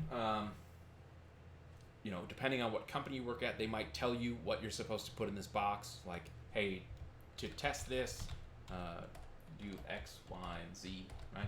So the pull request, this is the information of the pull request, and you can assign reviewers, people to like check the work. You can assign people to like be responsible for the pull request. You can put in labels like this is a documentation update. Each company is going to configure their GitHub to do things a little bit differently. So just be aware that like the process that you go through on a daily basis is probably going to be dependent on where you work, and you might even be not using GitHub. You might be using Bitbucket or some other tool that is similar. But what we're going to do here is we're going to click create pull request, and what that does is that says, hey, for this repository, I have one change that I want to make to the main repository of source code. So I've created a branch, I've made some changes, and I've said, hey, this is ready to be merged into our main branch. And so by clicking on this, if I was like the reviewer or I was the lead software engineer at your company, I would come in here and say, okay, this updates the README to show the website. Maybe there's test instructions in here just to make sure everything works. But what I'm generally going to do as the reviewer is I'm going to click on Files Changed, and I'm going to say, okay, I'm going to look at all the actual changes to the code. And the stuff that's in green is stuff that has been added to our code. And then if there was ever any red in here, it's stuff that was removed. Okay, so I'm going to look at this, I'm going to say, oh, that looks great. I'm going to review the changes, and I'm going to say approve. I can't approve my own pull request, apparently. But normally, you would approve this and say, okay, Josh, your work was excellent. This is good stuff. But what you can do from here is you can click this Merge Pull Request button. And what this is going to do is it's going to pull all those changes in from that branch and merge it to main, just like when we ran get merge branch name into main. This is doing the same thing, but GitHub gives us a nice collaborative interface where we can talk about things, we can add notes, we can have conversations in here and be like, you missed a semicolon on line 5, right? All of those kind of things that you need to do on a daily basis as a developer to collaborate with other developers on your team. GitHub just gives us a nice slick interface to do that together. Okay? And then I'm going to click confirm merge. And now 5 update readme has been merged into main. So now main has all that code. Okay? Generally what you may or may not want to do is if we know we're done with this work, I can delete this branch here in GitHub. We don't generally want to leave thousands of branches lying around willy-nilly. Sometimes I'm better at this than other times. But in general, if you know you're done with this work, you can just safely click this delete branch button. You can always restore it. I mean, it's not really gone forever, but it just cleans up this branches page, right? So if we hadn't deleted that, this branch, that 5 update readme branch, would stay in here for a while, okay? And then eventually it would be marked as stale, and then you could, like, it's letting you know that these are things that have been worked on recently or not. But now we can see in our GitHub repo, right? This readme MD file has the change that we made to it. And the cool thing about these readme markdown files that we're going to learn about more tomorrow is that GitHub treats those as special and shows that inside the repository down at the bottom. So often what you'll do, if you've ever glanced around GitHub, let's look at some, let's find a cool repository. Well, let's look at like jQuery maybe. Let's see if jQuery's in here. Yeah, cool. Yeah. So if you look at this repository, they've got all kinds of documentation in their README file so that you can learn how to use this library. That's what, that was one of the reasons that GitHub was created in the first place, is to have this open place where developers can share and collaborate on big projects like this, open source projects. We were talking about that. A lot of people will use their README files as a way to like get people comfortable with what they need to do to use this library or this product or this service. Okay. So here we are. We've got our GitHub repository. Now we still have this branch. It still exists on our computer. It doesn't delete it from GitHub, or it doesn't delete it from our computer, even though we deleted it from GitHub. This branch still exists here. Okay. So what we probably want to do is git branch. Is there a delete? Oh yeah. So if we do git branch -d 5 update readme, right? Because it's checked out. So if we git checkout main first, and then we run git branch -d, that's going to delete that branch on our computer as well. Okay, it's making me run -d. Okay, so it's said it's deleted that branch. Okay, now main on GitHub now has different. It's more advanced than us because we had this pull request, right? So if we do git status, our version of Git doesn't communicate with GitHub all the time, so it still thinks my branch is up to date with origin main, which is not true because we just made a change on GitHub. So what you want to get in the habit of doing pretty frequently is probably running the command git pull. And what git pull does is says, hey, communicate with my remote repository and bring down any changes that are new. So if I hit enter here, it should, it goes out to the remote and it says, it's doing all that information that it was doing before when we were looking at the cloning thing. But it's basically saying, hey, GitHub has some changes since we have it, and let's bring those changes in. And you can see that it made a change to readme.md, and it had 2 lines that were added. 1 file was changed. So now we are actually, if we run git status, now this is accurate, right? Because we just ran git pull. If this tells you on your computer we are up to date with our remote repository, that does not mean necessarily that that's true. So running git pull is, if you're on main, for example, generally what you're going to want to do as a part of your workflow, if you're about to start working on a new project, almost always you're going to be in main to begin with, and you're going to say git pull, just to make sure you have the most recent copy of main from GitHub, and then from there you're going to do git checkout -b and your new feature, right? You're going to make your new branch from that most recent version. There's another command that I run pretty frequently when I'm working on projects that take a little bit longer, or if it's a feature that is taking a couple of days instead of being small, is you can also run git fetch, which is going to just check GitHub and tell you all the branches that have been updated, so you know if you're behind the scenes or not. It's not going to automatically merge things in for you. It's just going to let you know. So like, here, let's make a quick change on GitHub. Let's edit something. I'm going to edit this in GitHub just to be silly. Hello. Okay. Updates index. Okay. So now, right, our version of main on GitHub has different information than our local computer, right? So if I was to run git status right here, it's going to tell you we're up to date, but we know that's not true because we just made a change. If I run git fetch, hopefully this will show off what we're trying to see. It's letting you know that the version that's on GitHub is different. And so now if we do git status, it says your branch is behind origin main by 1 commit. And so it's telling you use git pull to update your local branch. So running git fetch pretty regularly is a pretty good idea. I most of the time, at least for the last like 10, 15 years, I've been either the lead engineer or in charge of things. So I know when things are changing on GitHub. But as like an entry-level engineer, or when you're kind of getting into your first jobs, if you're on a really big team, you may not know when changes are happening to your source code in your remote repository. So getting in the habit of running git fetch or git pull is a really good habit to be in, because the other habit I encourage you to do is running git status pretty frequently so you know where you're at. And so if I was to run git pull right now, now our version is caught up to the one that's on GitHub. Okay. Does anyone have any questions?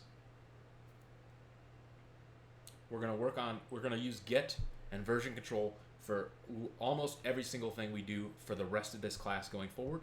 And when we get to like week 8, 9, 10, 11, 12, when we start working on big group projects, then you're really going to see GitHub in all its glory, because you're all going to be working on the same stuff together, and you're going to be doing pull requests and reviewing each other's code in an environment that is going to be very similar to how you're going to work in the real world when you get your first jobs. Okay? So I know this is a lot to throw at you today. We are going to have some simple homework for tomorrow's lab that goes over a lot of these steps from GitHub, where you're going to practice building a repository. It's going to ask you to create some files, check them in, maybe create a branch or two. I'm also going to release a GitHub cheat sheet that covers all of these commands that we did. Git is a very big tool. There's a whole bunch of stuff you can do with this that lets you be like a power user of Git, and you'll definitely start to pick those things up the longer you use this program. But for now, git add, git init, git commit, git pull, git fetch, git push. That's like the 6 things you're going to do on a daily basis, and sometimes on an hourly basis. You're going to be running those commands over and over and over again for the rest of your career until in 10 years there's probably going to be a new version control system, and it's going to be better, and everyone's going to switch to that. These things have, I started my career, we didn't use version control way back in the 90s, and then when I did start programming, we used CVS, which was concurrent versioning system. Then with the big version control system that we moved to after that was called Subversion, and we used that for like 8 to 9 years. And then once Git became a version control system, almost everyone has switched to Git for the most part. There are a few industries. Git is very, very good at version control for text-based software, right? So if you're checking in source code, if that's the primary thing you're doing, Git is the perfect version control system for that. If you go work in some other industries like video game development, or some place that has a lot of binary files like images and video files and stuff like that, there are other version control systems that are better at dealing with those types of files. And so, depending on where you end up working, you might have to use a different version control system. But almost always, even if they change the names of these commands and they change the names of so like for example, in Git, we've been calling this our repository as like the main repository. In Subversion, this would be called the trunk. They still use like tree metaphors to describe a lot of these things, but when they say, hey, check out from trunk, they mean like check out from the main repository. So just depending on what version control system or what software you're using, there might be different names, but it's all going to have a similar type of feeling, where it's like you're going to check out some work, you're going to make some changes, then you're going to check it in and then push it up to somewhere to be reviewed. Almost always. Any questions about any of this?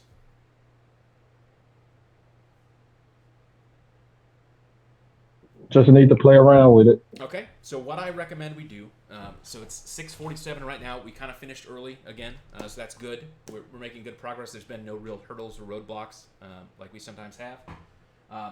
What I would like everyone to do, and this is going to be mirrored in your homework tomorrow, we're going to take like the next 20 minutes or so, work on your own. What I want you to do is create a new repository locally. Okay, so what we're going to do is you're going to go through the command line version. We're going to do make dir new project. We're going to cd into that. We're going to run git init. So now we have a repository here. What we're going to do now is we're going to get that hooked up to a repository here. So when you've got a repository on your computer first, the steps to get that into GitHub is a little bit different than the simple click that clone button. So what we do here, let's make click new, and what did I name this folder? New project. New project. We want to make the name the same. If you're making the GitHub version after you've made a local version, just give it the name of the folder you created. You can give it a description, right?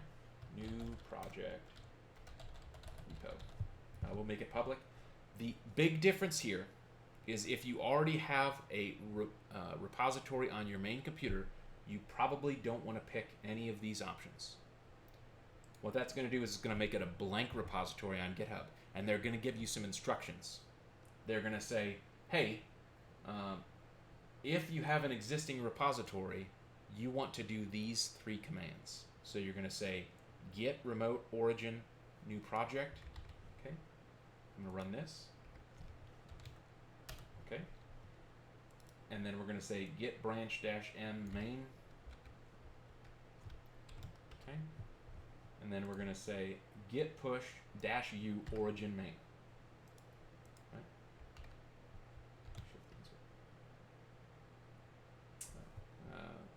Touch. Test.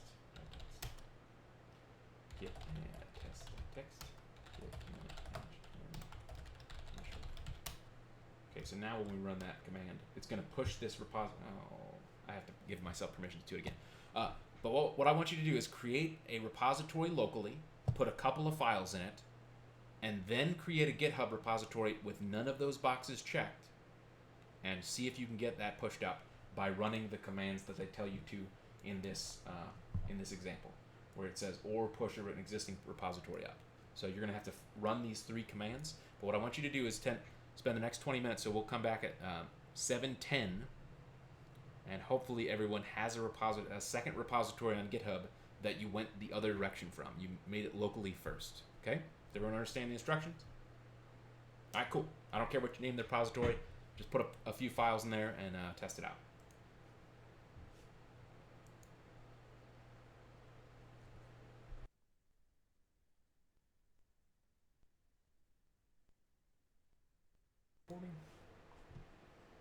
All right, so we've really covered most of these git commands. Git clone pulls things down. Git status is how we check to see kind of where we're currently at. Git add is how we add a file to be tracked by version control, and git commit actually tells Git to save it. Git push is how we send information to GitHub, and git pull pulls information from GitHub to us, and then git branch and git checkout, git branch specifically, lets us know what branch we're on and see a list of all of our branches, and then git checkout is how we check out one of those branches, and we check them out by name. We're at a good stopping point for today. Tomorrow we're going to install Visual Studio, which is our code editor. We're going to use it, and we're going to start learning our first kind of like dabbling into a little bit of coding using Visual Studio and continuing to use GitHub. We're going to learn Markdown as a format for talking about building simple websites using Markdown, and that will really, things really start to get pretty spicy tomorrow when we have everything installed that we need to have installed, and we can really start coding, even though it's just templating, coding for the first time. So you guys have done a lot of work in a very short amount of time. We're in kind of day 2 right now. Is there any questions, anything we've covered up till now that you'd like to go over again? Is there anything that's not clear? What questions do you have?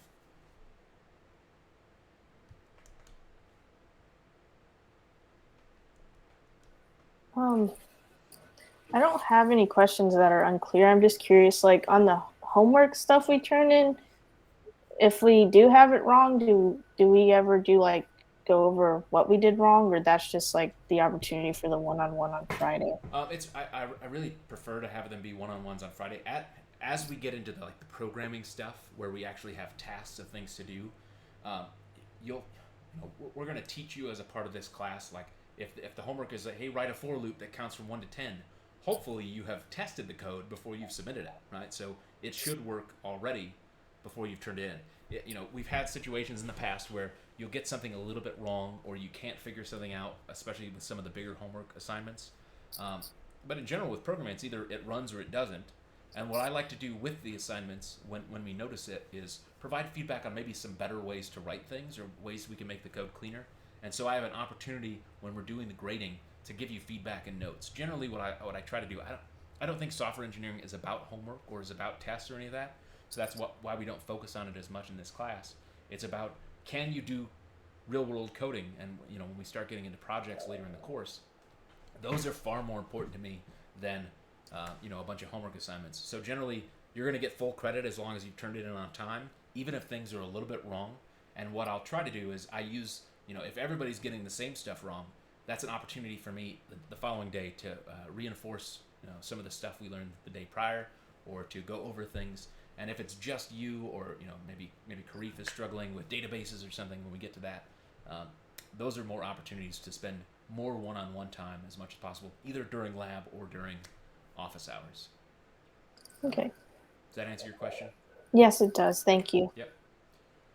In general, the grade really doesn't matter. At the end of this, you're, for the most part, if you show up and do the work every single day, and you're going to have guest speakers talking about this for the entire course, like, this is a career stepping stone, right? Like, the end result of this class is not that you graduated, though you should all graduate.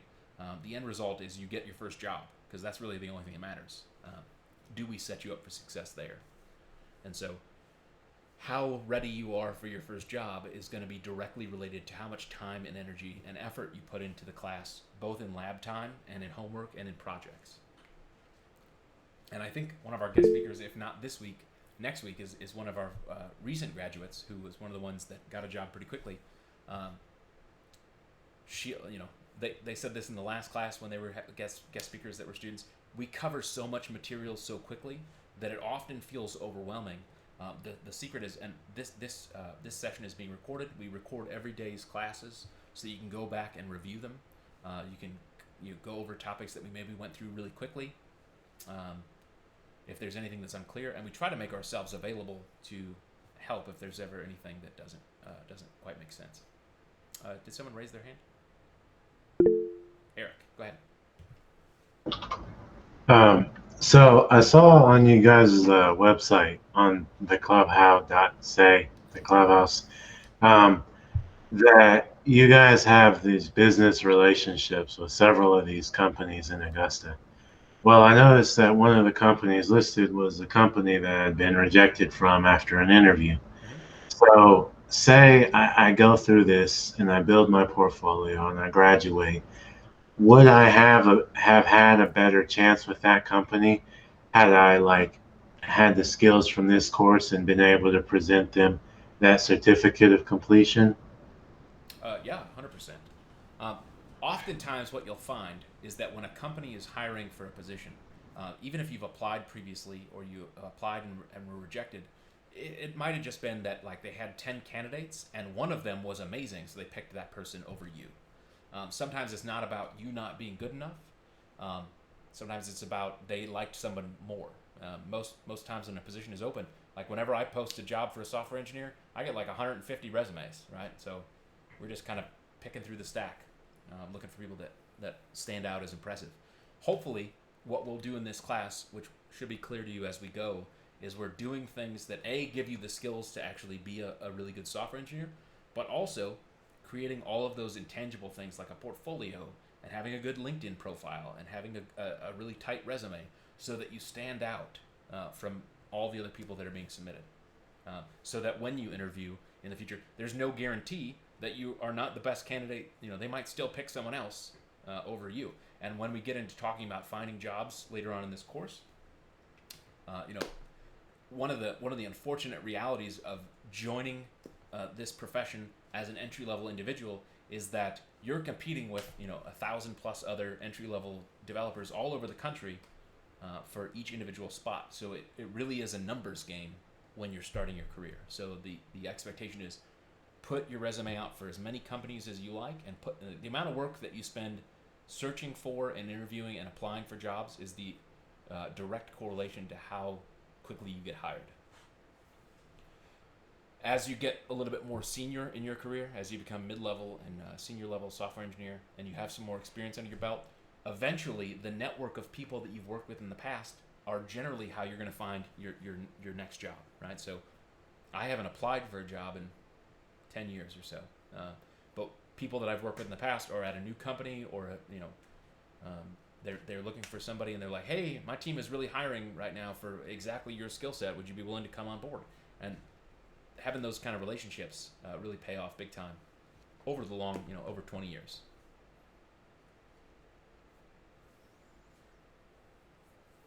But having the certificate of graduation and having all those extra things, that certainly helps, right? The more you stand out from everyone else applying, the better your chances are.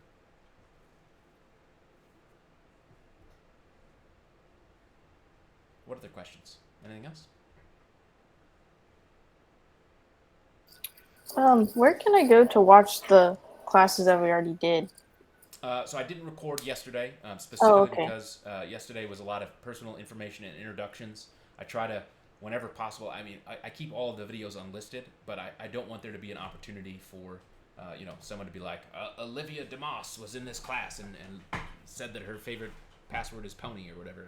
Like, that seems personal. So I never record the first day of class, but every other day, it's like days 2 through, whenever, while we're learning new material, those will be recorded. And so when I upload tonight's video, I'll create a playlist for CBC 13 and I'll share the playlist with the entire class. So it's a good place to review if you had to step out or if you were sick for a day, whatever happens. I mean, life is kind of complicated sometimes.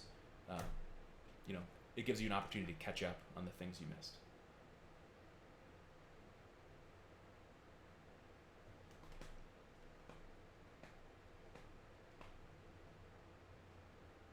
What else do you guys have? Any other questions? Are you enjoying the course so far? Are we going too fast, too slow? Just right?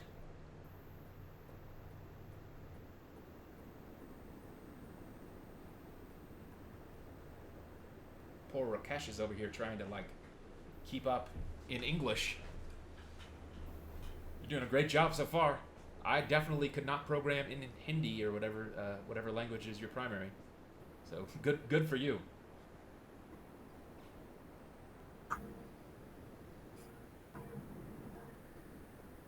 So we didn't do a intro with Starling yesterday. He did one while you were gone. Ah. Yeah, you missed it. That's kind of like one of those things that, oh yeah, we covered that, but you left the room. Well, No, we didn't. Stop leaving the room. That one's on you. That's your fault. It's the good people's fault. The fairies, they're coming in screwing with everything.